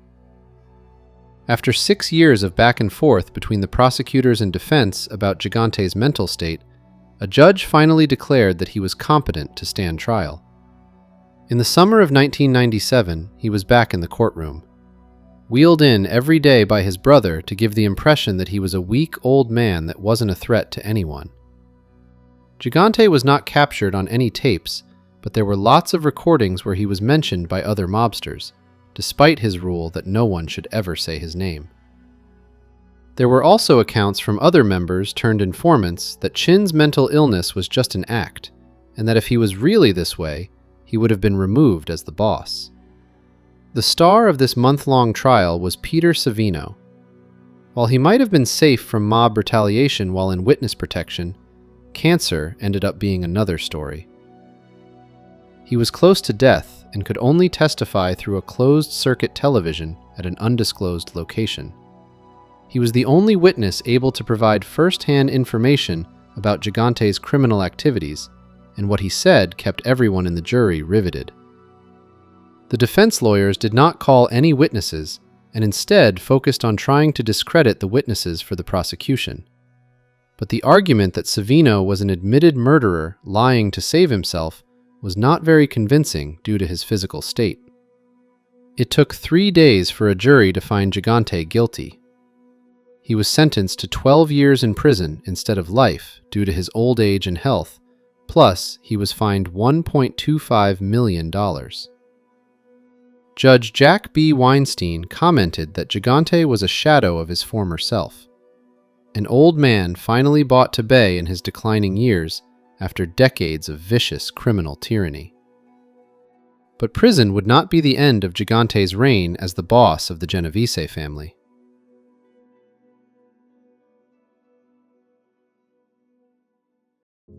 Pete Savino died on September 30th. This was just a couple months after he testified. Some people have wondered why he continued to betray Gigante, despite being close himself to death's door. The answer is more complicated than loyalty, honor, or betrayal. Savino came from an honest family and was seduced to the mafia by his own greed. And he continued with his ambitions, despite seeing how dangerous and how easy it was to be killed by a friend for unknowingly insulting someone or breaking the unspoken rules. Savino was making millions of dollars for everyone, but the odds were good that once the Windows replacement jobs were complete, he probably would no longer be considered to be useful. And when you're not useful, the higher-ups move you from the asset pile to the liability one. And in Cosa Nostra, being considered a liability is a death sentence. We know of 2 occasions where Savino was sent for where he was afraid that he was about to be killed. I'm sure that on his drive from Staten Island to Gigante's Greenwich Village Social Club at 3 in the morning, he thought a lot about the life choices he made. After he was picked up by the FBI for the dead bodies at his factory, he flipped pretty easily.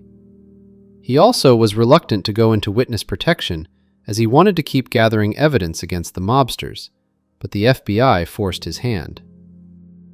In the end, without ever actually knowing Peter Savino, it's impossible to say if his turning was an act of self-preservation or if it was genuine redemption. The Genovese crime family has always been called the gold standard when it comes to mob families and organized crime. But we're going to take a look at a different group right now, the Bonannos, who had their own problems from the 1960s on. During the 1960s, they had a civil war, where longtime boss Joe Bonanno faced an uprising in his ranks from the old-timers who were upset with him because he was promoting his younger son to high-level positions. They fought a war for about 4 years, and then in the aftermath of that, they had a very tense peace.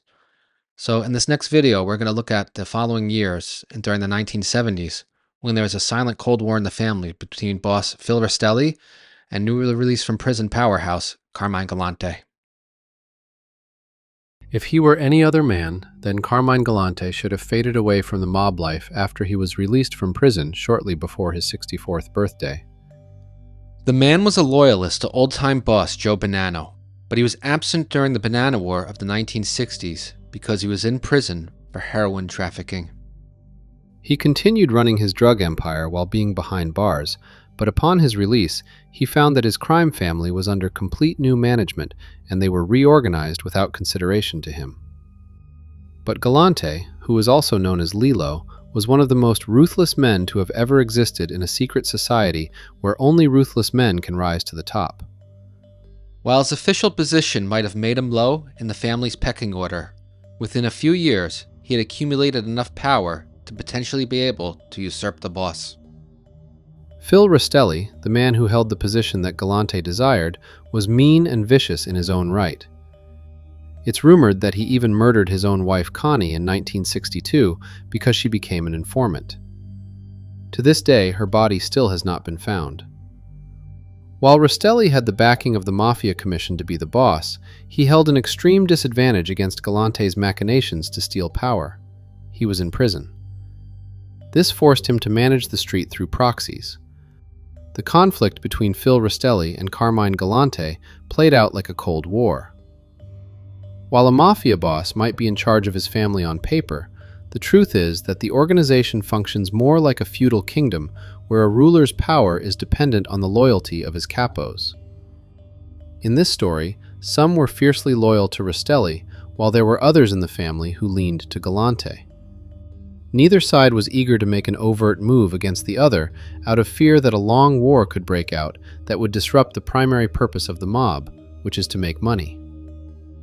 At the same time, most capos and their crews attempted to stay neutral out of fear that they might pick a losing side or become an early casualty when the violence broke out. I'm Dan Kowalski. Join me for another episode of Dan Stocks as we examine the mafia feud between Phil Rastelli and Carmine Galante.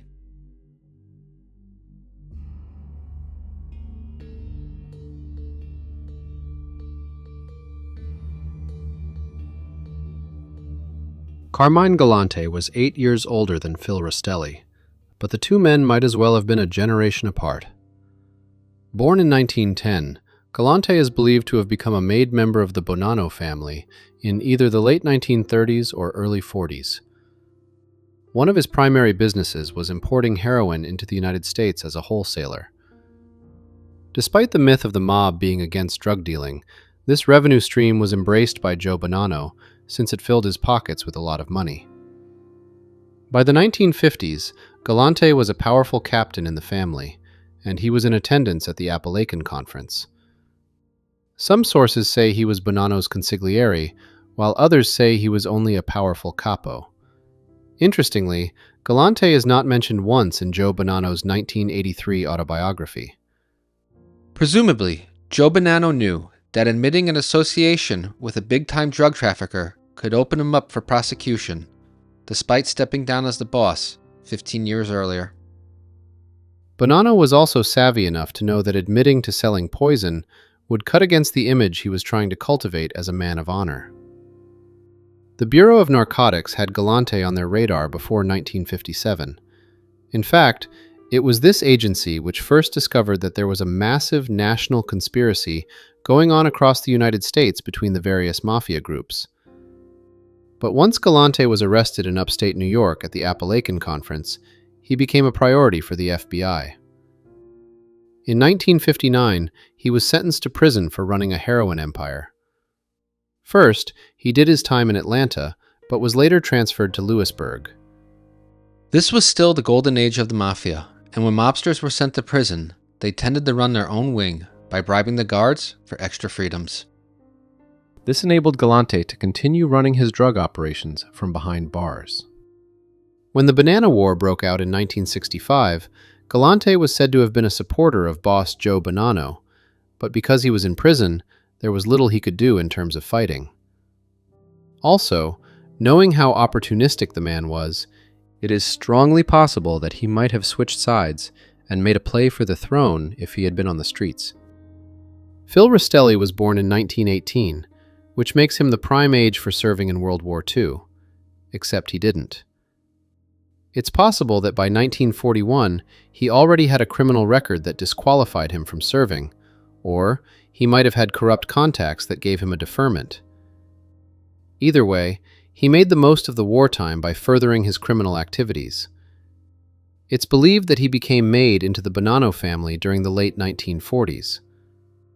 While he was a soldier in the family in the 1950s, it's been alleged that Rastelli and another associate shot a man named Michael Russo, but he survived. Rastelli's wife Connie attempted to bribe Russo's wife, Rose, to get her husband to not identify Rastelli as his shooter.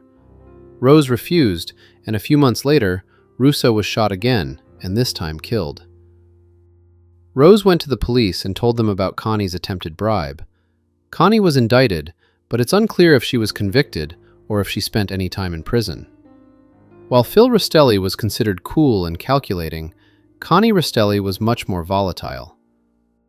Once, when she learned that her husband had taken up with a mistress in Canada, she traveled there and beat the young woman brutally. She then warned her husband that if he cheated again, she would kill him. Rastelli did not take the threat seriously enough and continued to philander. In one argument the couple had, Connie shot her husband 2 times, though the wounds weren't serious. But being shot by his wife was enough for Rastelli to tell Connie that they were over. Not willing to accept this, she tried to hurt her husband further by talking to the police about his activities. Shortly after this, she vanished in 1962 without a trace. It's presumed that he killed her, and the body has never been found. The disruptive nature of the Banana War led to Rastelli rapidly rising through the family's ranks during the chaos. In 1969, his capo, Frank Mari, was promoted to underboss, and he was then selected to fill Mari's old position. When it became known that Mari was attempting to take over the family, and he was killed, Rastelli found himself becoming part of the administration as a reward. By the end of 1969, with the elimination of Frank Mari and his partner Michael Adamo, newly installed boss Paul Shaka attempted to unite the family again. The Banana War was fought between those loyal to Joe Bonanno and those loyal to longtime capo regime Gaspare Di Gregorio, who felt that the old-timers were being screwed by the greedy boss. This conflict had split the family into 3 factions: the rebel old-timers, the loyalist old-timers, and the young up-and-coming generation who didn't really have a side in either fight. Sciacca was from the rebel ranks, while his underboss, Natale Evola, was a Bonanno loyalist. Newly promoted consigliere Phil Rastelli represented the younger faction. With all three sides having a say in the running of the family, peace and prosperity should have returned, but it didn't. On May 13, 1971, Paul Sciacca was indicted for selling $100,000 worth of heroin. The charges would later be dismissed, but officially, it said that he was suffering from various health problems at this moment and chose to retire. He died from natural causes in 1986 at the age of 77. So it's possible that there might have been some behind-the-scenes power struggles that we just don't know about because the people that were involved in it have long since died, and those details have been lost to time. The crown passed to Natale Evola, but he did not last long as he died from lung cancer on August 28, 1973. Rastelli was promoted to be Evola's number 2 guy, and following the man's death, Rastelli ran the family as part of his underboss duties. A couple of months later, a vote was held among the capos, and he won the election to be the new boss. In February of 1974, the commission approved his position during a meeting held at the Americana Hotel.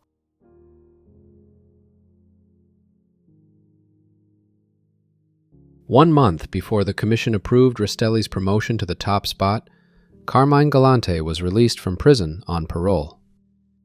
For a man in Rastelli's position, trying to heal and mend back together a broken crime family, Galante's return was an unwelcomed blast from the past.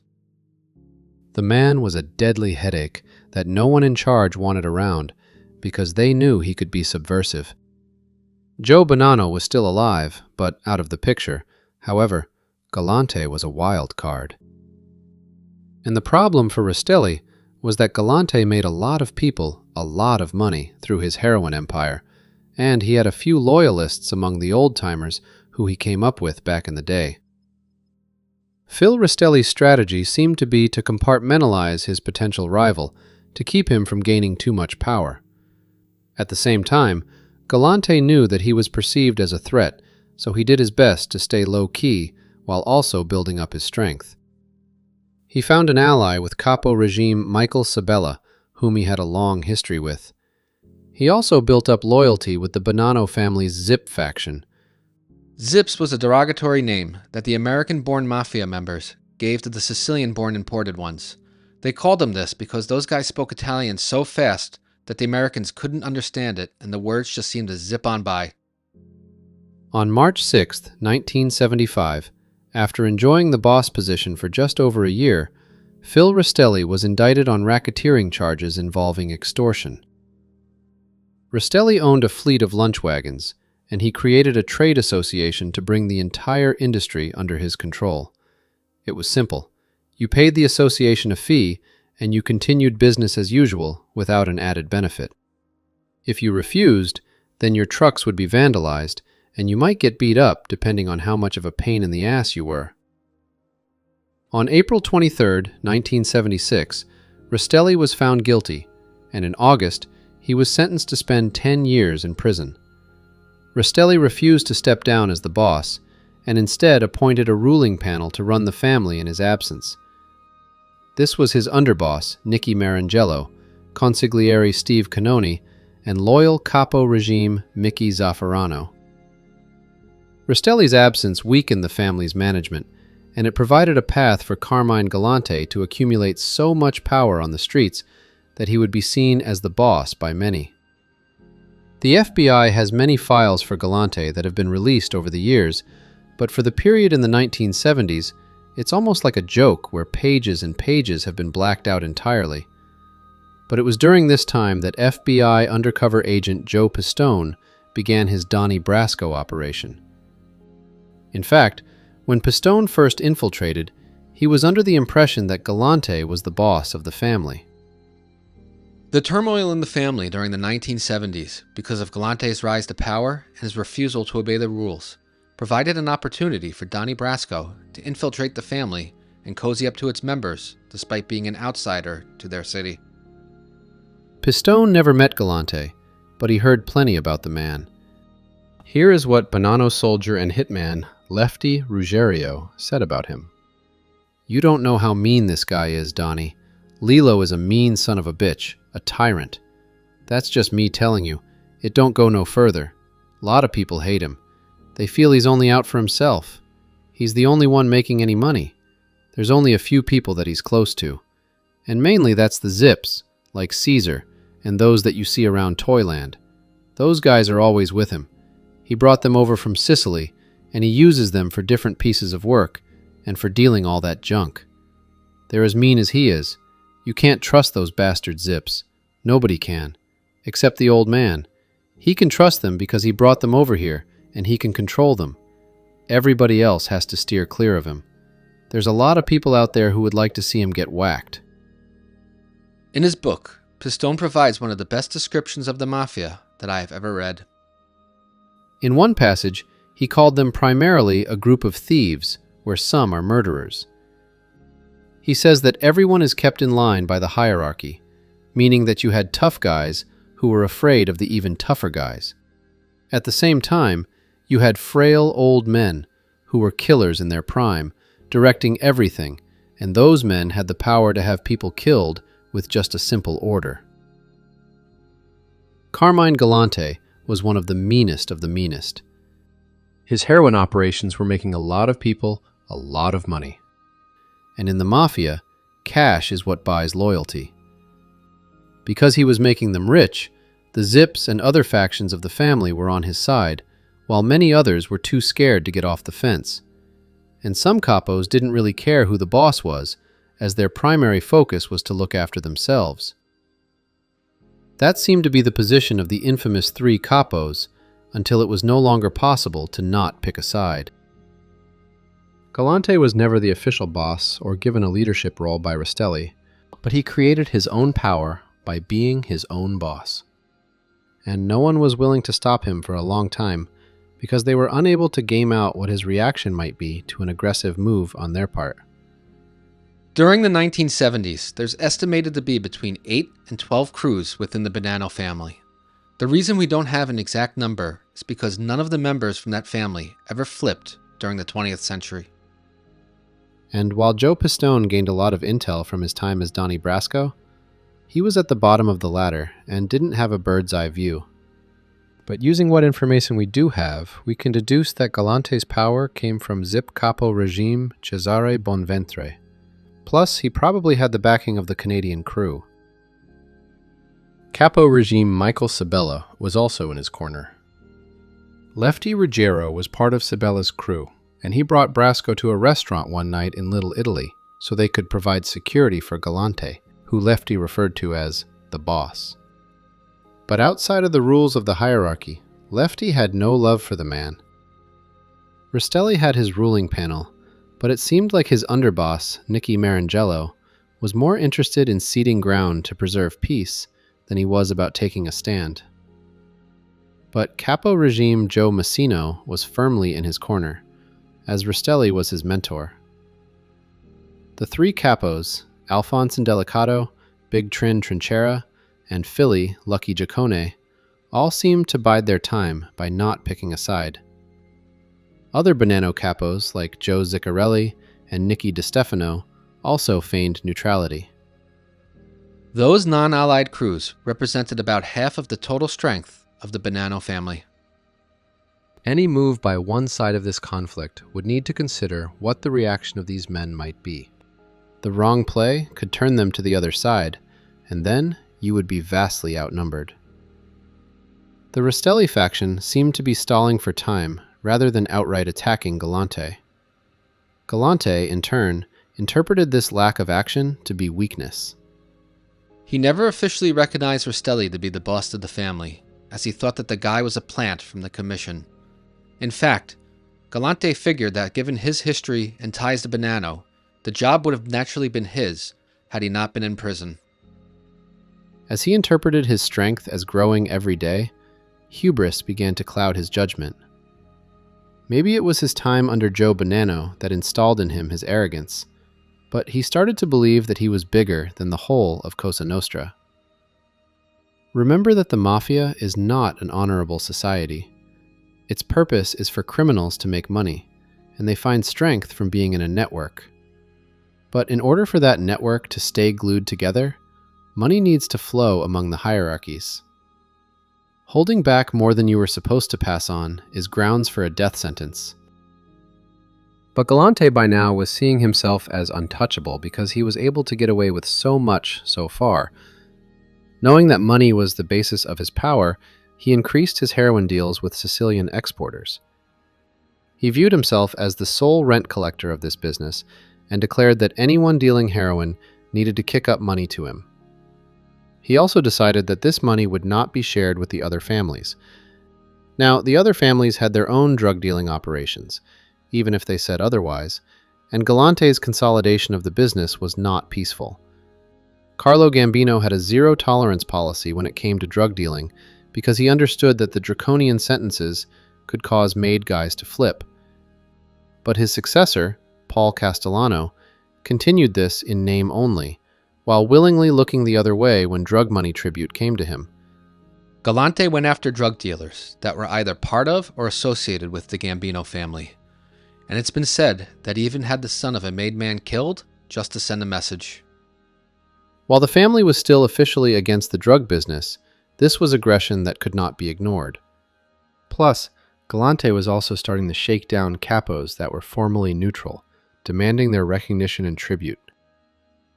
It's also said that he would allow batches of his pure heroin to enter the streets so that addicts would overdose and die. This was a marketing strategy for the junkies, as it created word that this heroin was so good you only needed a small amount of it to get high and could then stretch out your money. This was an intentional choice that had zero regard for the collateral damage it caused.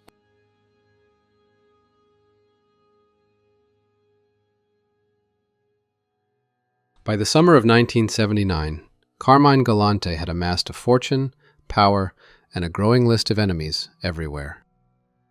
The commission had met and decided that the man needed to die, and that the move needed to be planned to a point where success was infallible.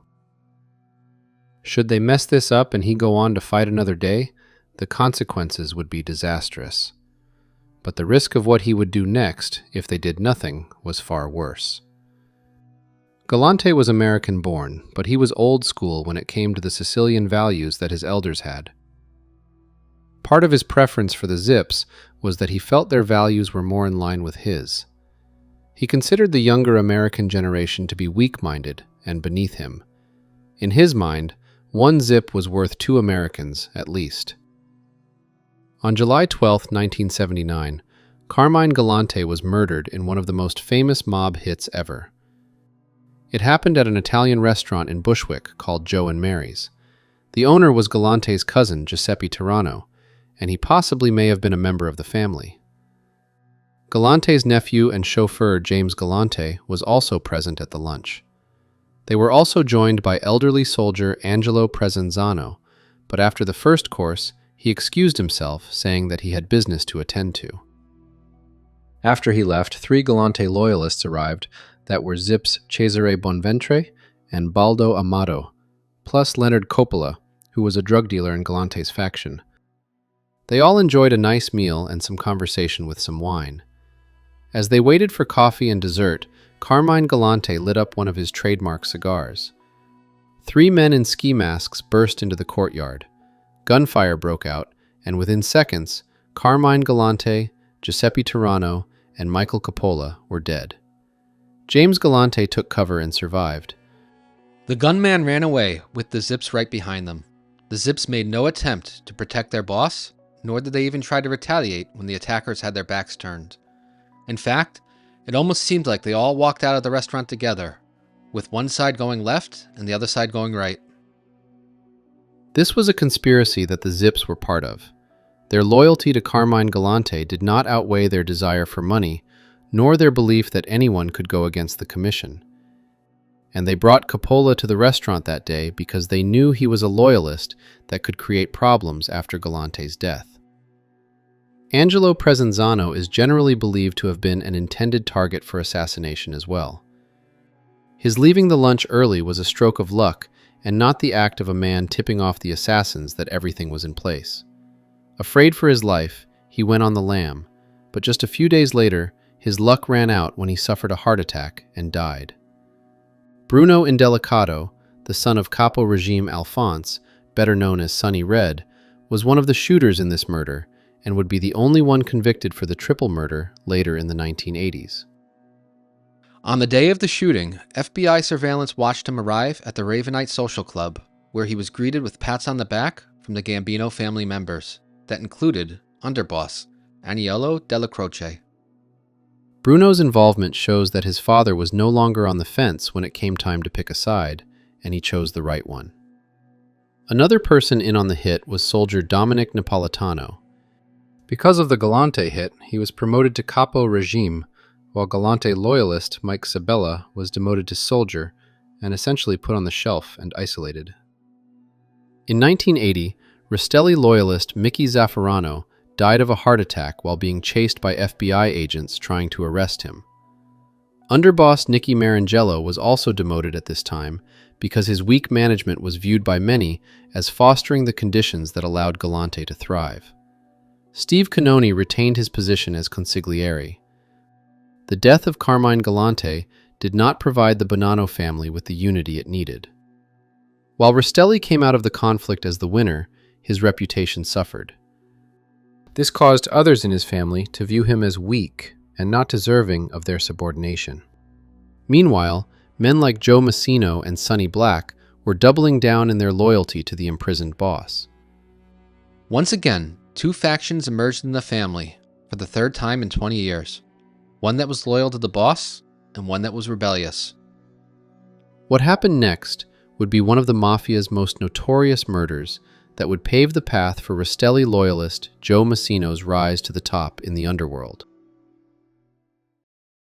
The situation of the Cold War between Rastelli and Galante was a huge inspiration for the Mafia world I built in my book, Our Thing, which you can purchase on Amazon using the link below. And if you do take a look at the book, please leave a review, but only good ones. Continuing with stories from the Bonanno family, when mob associate Donnie Brasco was revealed to be FBI agent Joe Pistone, it sent shockwaves through the family. As a result, quite a few people died. In this next video, we will take a look at how Donnie Brasco was actually able to infiltrate the Mafia and what the exact fallout was from his operation. In 1981, Ray Ween, an associate of then Bonanno family captain and future boss Joe Massino, was hanging out at Sonny Black's bar when a man he had never seen before walked in. He would describe this man to his handler as Donnie from Florida, and said that he seemed to be a big drug dealer down there. This man, known as Donnie Brasco, was in reality an undercover FBI agent named Joe Pistone. Joe Pistone's memoirs about his time as Donnie Brasco is one of the best books about the Mafia that I've ever read. Most books provide a bird's-eye view narrative about events that's compiled from multiple sources, but Pistone's is just his first-hand experiences as a lower-level mobster during a time when the Bonanno family was in turmoil. This is a documentation of history as it unfolded.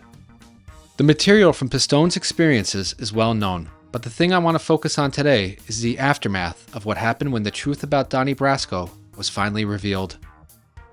The Mafia is a very insular subculture, and not just anyone from the street could go into a social club and pull up a chair. You needed to be known by someone and invited in. The fates of the people that Donnie was closest to are known thanks to the 1997 movie about him that stars Johnny Depp and Al Pacino. But there were other people too who helped him become part of Cosa Nostra that are not well known. Here's the full story about the fallout.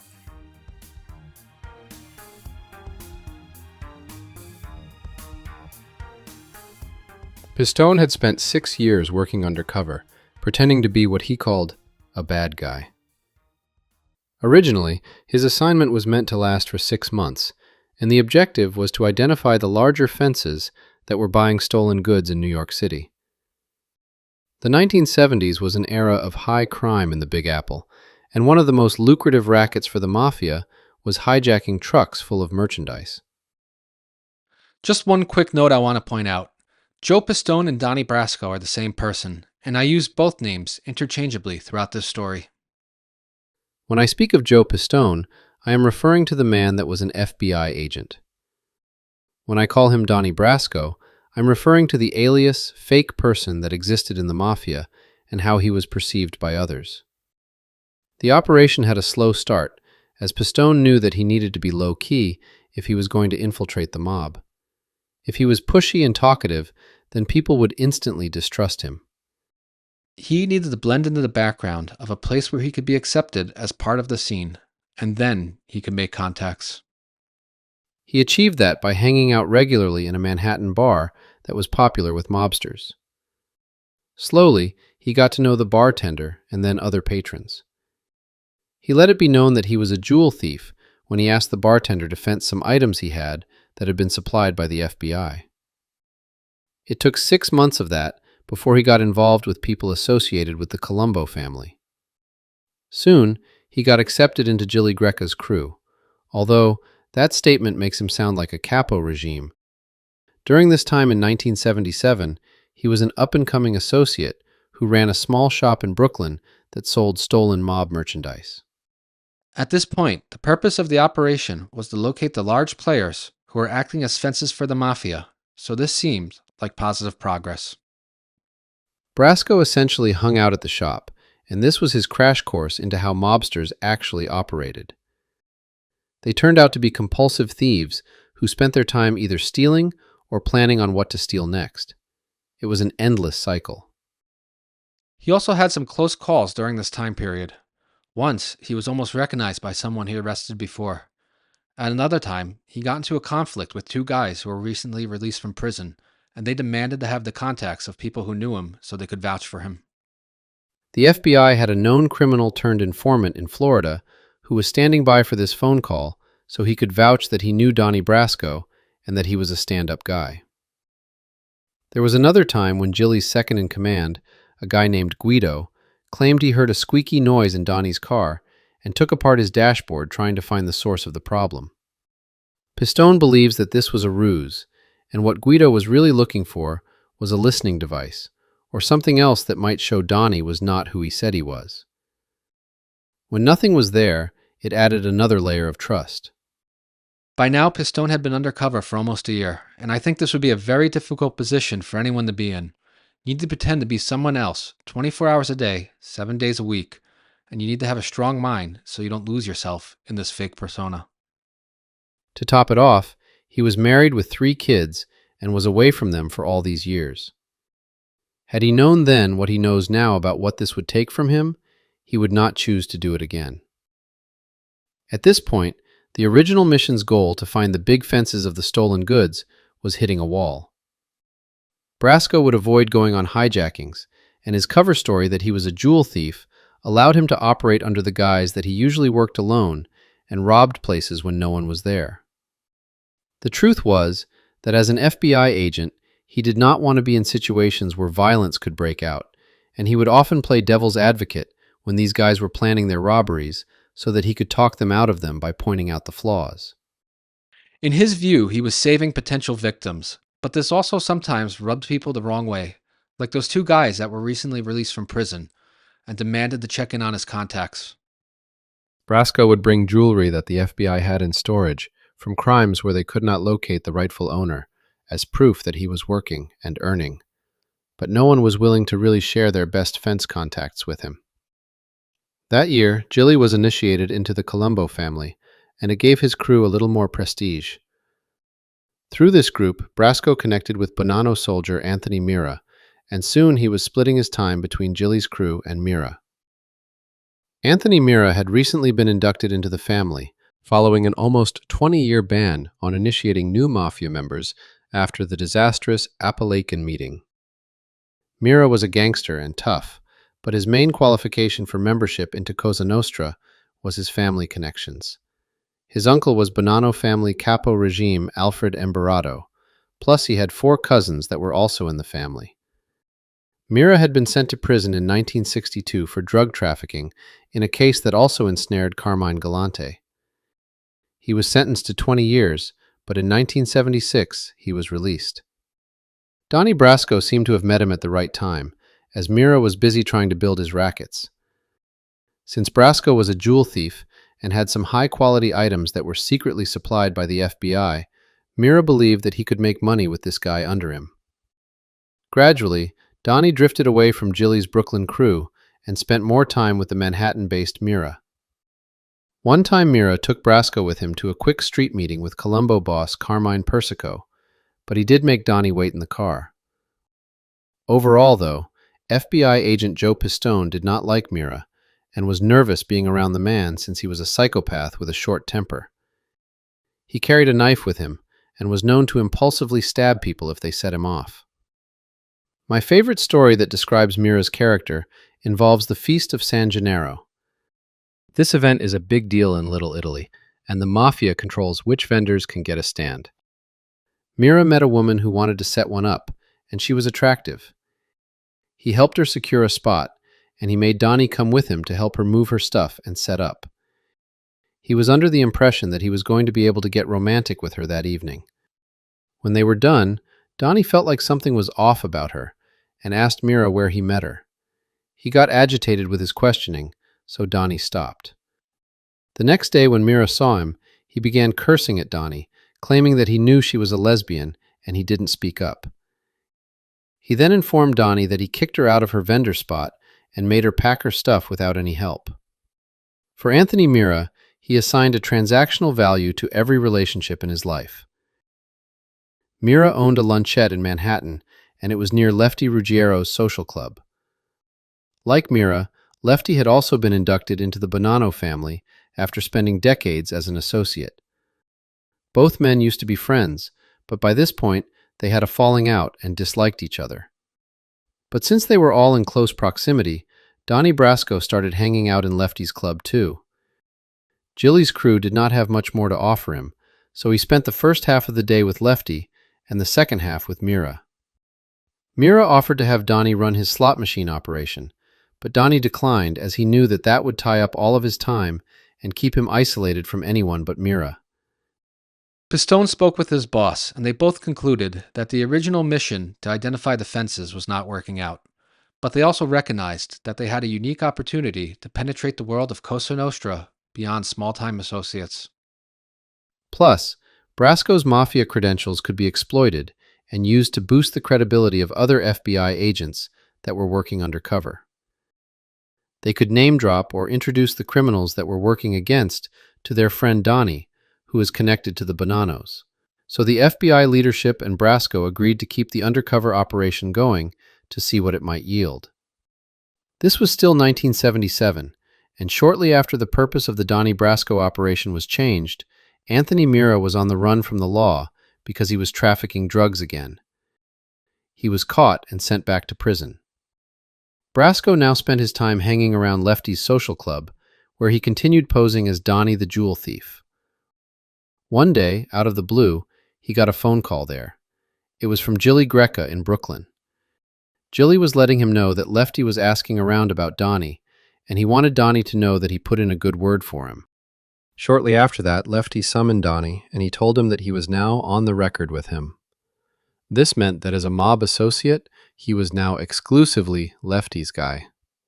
In a way, it was a promotion in the underworld, as Brasco's status increased, but it also came with its own restrictions. He could no longer float between different mob groups. Now he belonged to Lefty. He also needed to give a percentage of his earnings exclusively to Lefty as well. But he would also now be recognized on the streets as Lefty's guy. Donnie Brasco's time with Lefty Ruggiero would eventually connect him to Capo Regime Sonny Black after Carmine Galante's murder. Without getting into too many details, Brasco relocated to Florida to expand Bonanno family operations, where he ran an exclusive bar called King's Court that also specialized in illegal gambling plus loan sharking. He was also tasked with trying to find connections with drug dealers, but he purposefully soured any potential deals that came his way. The main point is that by 1980, Donnie Brasco was becoming well known in the family, and he had the reputation of being a great earner. Sonny Black especially liked him because he knew how to make money, didn't cause problems, and acting independently without needing his hand held. Meanwhile, Anthony Mira was sitting in a prison cell while the guys on the street did not think of him. But Mira was released in the spring of 1981, and when he learned about how Donnie Brasco's star had risen during those past few years, he began to falsely claim that he went on the record with Donnie before being sent away, and thus he deserved a cut of all the money he was making. This dispute was taken to the family's management for a sit-down, and Pistone was only aware of it because Lefty informed him about it and asked him detailed questions about his time with Mira so that he could rebuff him during the meeting. Mira also made a false claim that Donnie had made $250,000 from a drug deal and then kept all of that money for himself without passing a cut into the family. This was a blatant lie designed to get Donnie killed. His mentality was that if I can't claim him, then no one else can too. It took Lefty and Sonny Black several meetings to dig into the details and convince the administration that Mira was not being truthful. Brasco was never questioned about this by anyone other than Lefty. In fact, he wasn't even supposed to know that this was happening behind the scenes. He believed that there was even a real possibility that they could decide that they don't trust Donnie and his vague background before 1976, which could lead them to the conclusion that he should be whacked. Lefty had openly admitted to killing a lot of people before, and Brasco understood that in the Mafia, your murderer is usually your friend, shooting you in the head while your back is turned. Ultimately, that didn't happen, and the leadership ruled in Lefty's favor, leaving the status quo unchanged.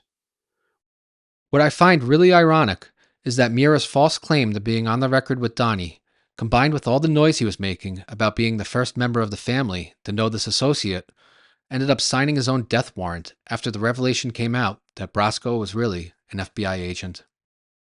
Had he not said anything that spring, there is a good chance that no one would have remembered his time hanging out with Donnie. Of course, that is only speculation, but the beef he created as he tried to get a piece of Donnie's earnings made his role undeniable. Likewise, Mira's position in the Bonanno family was largely due solely to nepotism. What I find really ironic is that Mira's false claim to being on the record with Donnie, combined with all the noise he was making about being the first member of the family to know this associate, ended up signing his own death warrant after the revelation came out that Brasco was really an FBI agent.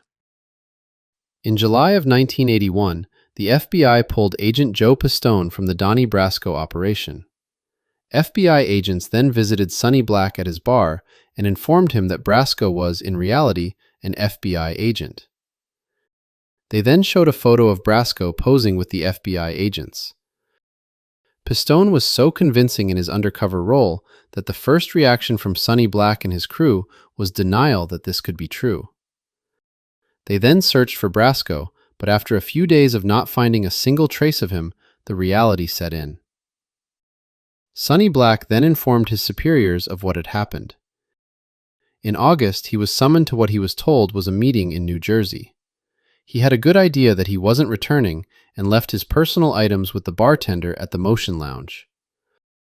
A car picked him up, and he was never seen alive again. About a year later, his badly decomposed body was found in Staten Island.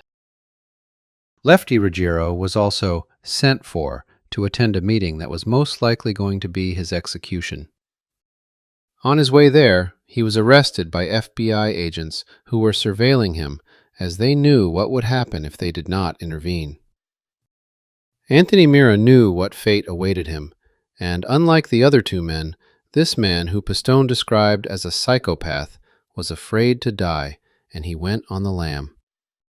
But like most mob guys in New York, the only time he was ever out of the tri-state area was when he was in prison.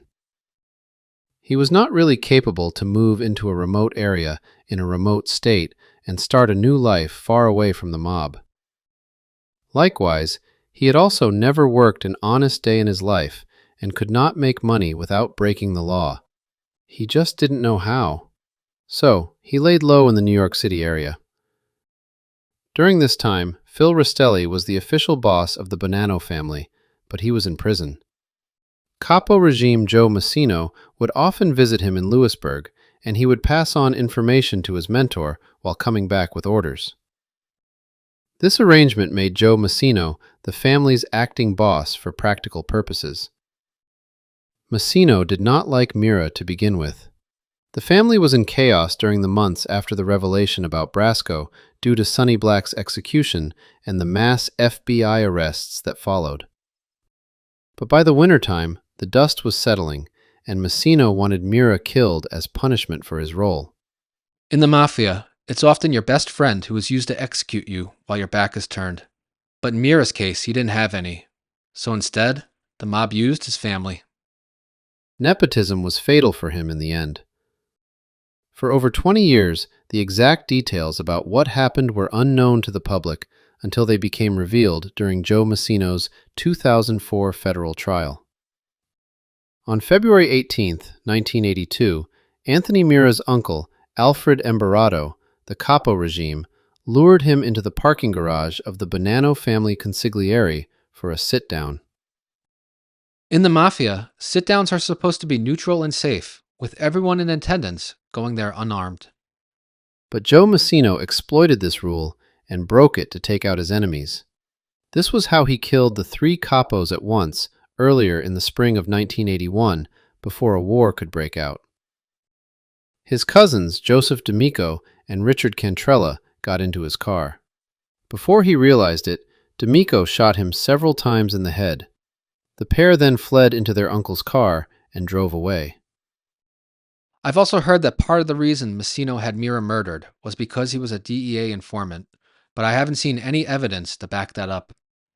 Before becoming probably the biggest rat in the Mafia's history, since he was a boss at the time, Massino was notorious for proactively murdering people he suspected of either being or possibly becoming informants. Given Mira's fear of being killed in the Donnie Brasco aftermath, along with his reputation of being a scumbag, I'm sure there was a real possibility that he would have turned. As a final note, the guy who really brought Donnie Brasco into the formal mafia was Gilly Greco from the Colombo family. But when the truth was revealed in 1981, Gilly was already dead. Despite being a made member of the family, which was his dream since childhood, he got himself into some problems when he became connected to some murders. Plus, his crew dealt in hijackings, but their earnings were not huge. This made boss Carmine Persico think that Gilly might flip, and since he was not a big earner, his presence would not be missed. Gilly was murdered in 1980. Joe Massino, rightfully, has a very low reputation among those who like stories about the Mafia, since he killed many for being informants and later became one himself. He was described as equally charming as he was ruthless. Some speculate that the move to kill Sonny Black was motivated by his desire to get rid of a potential rival for the boss position after it opened. While there might be some truth that Massino was jealously eyeing Sonny Black, I think that Sonny Black's execution was completely motivated by his closeness to Donnie Brasco. One last thing before closing this video. The Donnie Brasco movie popularized the idea that the operation ended because the FBI was afraid he was going to murder Bruno Indelicato. That's not completely true. Sonny Black did order Donnie to go down to Florida and look for Bruno to execute him, but Donnie was unable to locate the man. And if he did, his partner in crime in the Sunshine State was another undercover agent named Edgar Robb, who posed as Tony Rossi. Their plan was to abduct and arrest Bruno if they found him. He would then secretly be in FBI custody, and it would look like they were successful in making him disappear. I personally don't think that plan would have worked because Bruno would not have cooperated. He had since spent decades in prison without becoming an informant, and that's after the boss of the family had his own father murdered. But the main worry for the FBI was that during the aftermath of the 3 capos' murder, when Bruno Indelicato was still in hiding, he might retaliate against Sonny Black and Massino by murdering Brasco. Brasco was well known in the family, and his reputation was rising. For that reason, they wrapped up the operation. It yielded over 200 indictments and 100 convictions. In this final story, to wrap up this video, we look at 2 Italian brothers who might have been gangsters, but they were never actually part of Cosa Nostra. They're the Maceo brothers of Galveston, Texas. We look at how they built a giant criminal empire during the 1920s that focused on prohibition and then eventually expanded into gambling, which continued all the way up until the 1950s when the government came to kick them out. This one here is a story where you can see that crime really does sometimes pay. In the second season of 1923, Spencer Dutton returns to the United States by entering Galveston, Texas, and he soon comes into contact with a local mafia group during Prohibition. When I watched the show last year, I figured that this was one of the many ways that Taylor Sheridan was trying to show how the country was changing during this period into the modern America that we all know. Spencer even tries pizza for the first time during this part. It was only after receiving a comment on a community post asking me to do a video about the Maceo organization that I realized those Texan mobsters really did exist. I did a video last year called 5 Mafia Families That No Longer Exist, and one of the groups covered was the Dallas crime family. When I researched them, I learned that because of the way of how Texas was, they didn't take kindly to outsider criminals. But after learning about who the Maceo brothers were, I realized that this was not entirely true. But what was most interesting about their story was that for them, they made crime pay. Join me as we take a closer look into the Maceo organization.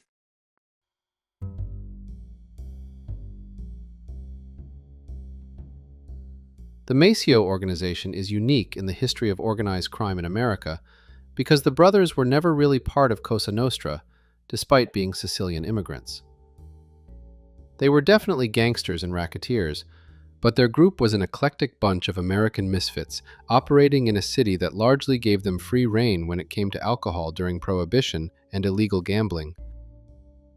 Think of it like an Atlantic City in the South, where the local government welcomed these vices as they boosted tourism. Older brother Rosario was born in Sicily in 1887, while younger brother Salvatore, who went by Sam, was born in 1894. Their parents brought them and their siblings across the ocean in 1901, and they first settled in Louisiana. But after a few years of scrapping by, they moved to Galveston in 1910. At one point, Galveston was on track to become a major American city thanks to its harbor on the Gulf. But a hurricane in 1901 that killed between 6,000 and 8,000 of the city's then 37,000 residents stopped that from happening. It took years for the city to rebuild and recover. Part of what made it an attractive place to live in for the Maceo family was that it actively courted immigrants so that it could rebuild its population. But when Rosario and Sam arrived in 1910, the population was still under its pre-hurricane level. By all accounts, the two brothers came from a good family. They were poor, but they were respectable and had their morals in place. Both brothers trained to be barbers, which was a common trade for Italian men with little to no education. Rosario, who went by the nickname Rose, worked at a shop on Murdoch's Pier, and this location put him in contact with the criminal elements of the area. While Sam, who spoke much better English than his older brother, worked at more respectable establishments. The contacts they made while cutting hair and the things they saw would form the foundation of knowledge they built their empire on. Rose got to know the criminals, while Sam got to know the people of the local government. Throughout their first decade in Galveston, they stayed out of the criminal world, but they were gradually exposed to it, and people began to know who they were. They soon built up reputations as being reliable and trustworthy. Galveston during this period was already lax on enforcing the law when it came to vice crimes like prostitution and gambling because the politicians liked the payoffs. Plus, it helped fuel tourism in a city that was struggling. Illicit tourism is better than no tourism when you're trying to rebuild after everything was destroyed. And when Prohibition went into effect in 1920, booze became another attraction designed to make travelers pay the city a visit. We like to think that the polarization of America when it comes to politics is new, but it has always been there. When it came to the 18th Amendment, there were plenty of parts of America that were firmly against it, and even in the places that voted yes, there were huge pockets of the population who hated it and enjoyed their drinks. While it was illegal, it was still largely socially acceptable. Politics is downstream of culture, no matter how hard you try to ram down unpopular policies. For the law-abiding Maceo brothers, an opportunity came their way to make some easy money. The Beach Gang, led by Ollie Quinn and Dutch Voigt, needed a place to stash a 1,500-bottle delivery of liquor. Rose allowed them to store them under his house for the price of $1 a bottle. With this money, they then used it to start up a bootlegging business. They partnered with the gang to become small-scale distributors. One of their signature moves was hiding wine bottles in hollowed bread loaves that customers would pick up during the holidays. As the money flowed in, they continued to reinvest it. First, Sam started a soda stand where customers that were in the know could also get mixed drinks. By 1922, they had become so successful that they opened an illegal gambling club that also served alcohol called the Chop Suey Club. The club was a place for rich folks looking to have a great time, and in addition to the drinks and gambling, there was also fine dining. During this period, they were working under the Beach Gang, and they kicked up money to them in exchange for protection from law enforcement and from rival criminals. The success continued to build, and in 1926, they opened the Hollywood Dinner Club, which was a 500-seat restaurant, and everything about it was high-end. Tourism was booming in this period because the vice was encouraged by the local government, and this place was the best of the best when it came to the vibrant nightlife. As the owners, Rose and Sam were now on a first-name basis with all of the important people of the city.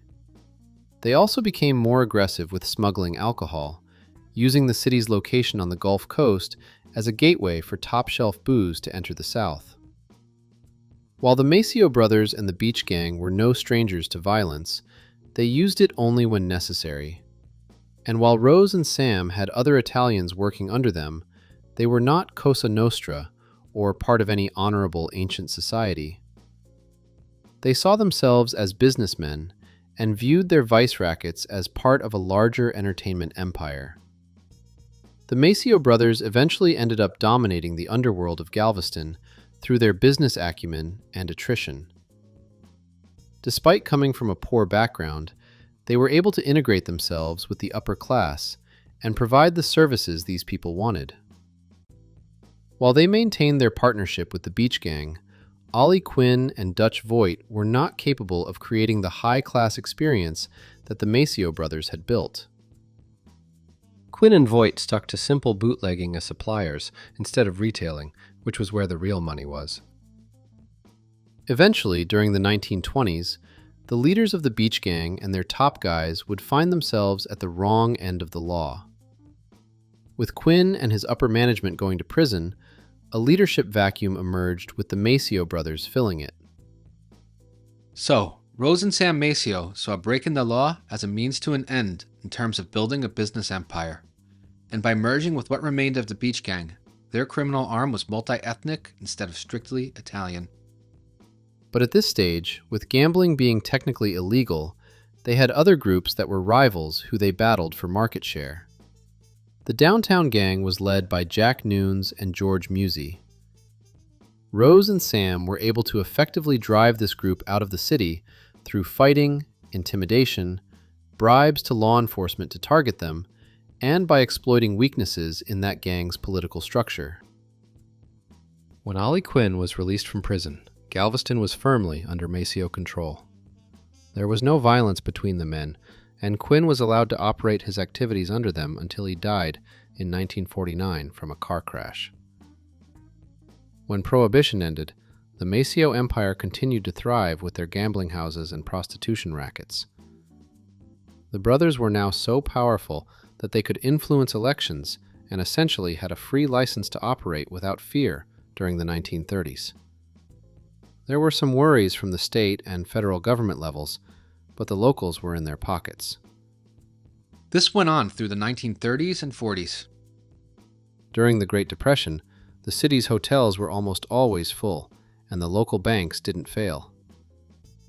Galveston was what people called an open city because the government there tolerated vice. The city's sheriff, Frank Biagna, was elected to that office for 6 terms under a specific platform that he would allow these activities to continue. Judges and other politicians were in their pockets through bribes. Their influence even extended a little at the state level, where they could receive advanced notice of investigations or raids from the Texas Rangers. Their experiences from their barber days with Rose serving criminals and Sam serving the higher-end customers extended into their vice entertainment empire. Sam dealt with the local leaders, while Rose ran the day-to-day enforcement. Rose would go out at night with his gang, and they functioned as a private police force. They made sure that violence never broke out at their establishments, and they also would deter rivals from moving in on their territory. Because of them, street crime was very low, and many of the law-abiding locals loved them for that because they felt safer. Galveston was Las Vegas before Las Vegas existed. They continued to open new hotels and restaurants with acts like Frank Sinatra appearing for the entertainment. At their height, about 10% of the city's population worked for the Maceo brothers in some way. They also would make loans to local people and donated to charity. During disasters, they could be counted on for help thanks to their deep pockets, and this generosity and image of serving the community made them popular. But the entertainment empire had a weakness. Their activities were illegal. You could bribe people to look the other way and let you get away with it. But if that person retired, you had no idea if the replacement could be corrupted. And while they were popular in Galveston, a lot of Texans across the state did not like them. Texas Attorney General Price Daniel campaigned in the late 40s under a platform that he was going to go after the Maceo organization and end the Sin City on the Gulf. In 1951, he scored his first victory against them when he shut down horse race betting. The brothers' crimes caught up to them in the 1950s, but they never went to prison. Sam died of cancer while facing narcotic charges. Rose also was indicted, but he would be acquitted. He died in 1954 from heart failure. Before their deaths, the Maceo brothers began to invest in Las Vegas. They had the expertise for the vice entertainment business, and here it would be legal. Their organization was full of family members with names like Victor Maceo and Vincent Maceo. Frank Fertitta was in a similar business as the Maceo brothers in the 1920s, and when he married their sister Olivia, he merged his operation with theirs. All of these people were part of a 1951 federal lawsuit that accused the Maceo organization for violating antitrust laws through their monopoly of Galveston's vice rackets. This didn't result in any serious penalties for anyone involved, but with the Maceo brothers dead, the Texas state government went after their Galveston empire aggressively, and by 1957, it was dismantled. A few people went to prison, but they were all out after a relatively short time. Control of what remained of the Maceo organization gradually fell to the Fertitta branch of the family. While law enforcement in Texas remained aggressive against them, the family decided to take advantage of the organization's beachhead in Las Vegas. They relocated there and stayed in strictly legal activities as gambling was allowed there. Victor Fertitta was the son of Frank and Olivia, which makes him Sam and Rose's nephew. His brother, Frank Jr., relocated to Las Vegas and established the Bingo Palace. Victor's son Tillman followed his uncle there and expanded the family business that the Maceos established. In 1986, Tillman founded Fertitta Entertainment, and today he owns the Houston Rockets, while being estimated to have a net worth of $10 billion. The company owns dozens of hotels and casinos. Tillman's cousin, Lorenzo, is the former CEO of UFC. Other members of the Maceo family have stayed in Texas and are successful in different types of businesses that range from restaurants to spice importing. So while the Maceo organization that appeared in 1923 might feel like they were mafia, they weren't. They were organized, They were Italian, and they ran illegal activities, but they were not part of a larger national crime syndicate. But once law enforcement went after them hard, they decided to take their winnings and move on with their lives. In many ways, I think that they embody the American dream to an extent. While the violent enforcement and human trafficking that was done for their prostitution rackets is despicable, this is a family that went from starting out as poor barbers, and within a few generations, their descendants became billionaires. Sam and Rose never went to prison. The closest that law enforcement came to harming them was a $600,000 claim against Sam's estate by the IRS for unpaid taxes. While most stories about crime figures usually end with the person either being murdered or dying in prison, the Maceo brothers seem to be an exception to the rule, as crime certainly did pay for them. So, when you compare the Maceo brothers to the rest of Cosa Nostra, you get an image here where you see that these guys were actually honest about their own ambitions. And they went for it, and in the end, they benefited more, rather than preaching false values of honor and loyalty to the bigger organization. Thank you for watching this video, and if you enjoyed it, please subscribe. And if you do get a chance, also, please check out my book, Our Thing. If you're into mob stuff, it is a fiction novel, but I think you would like it. Thank you, and have a great night.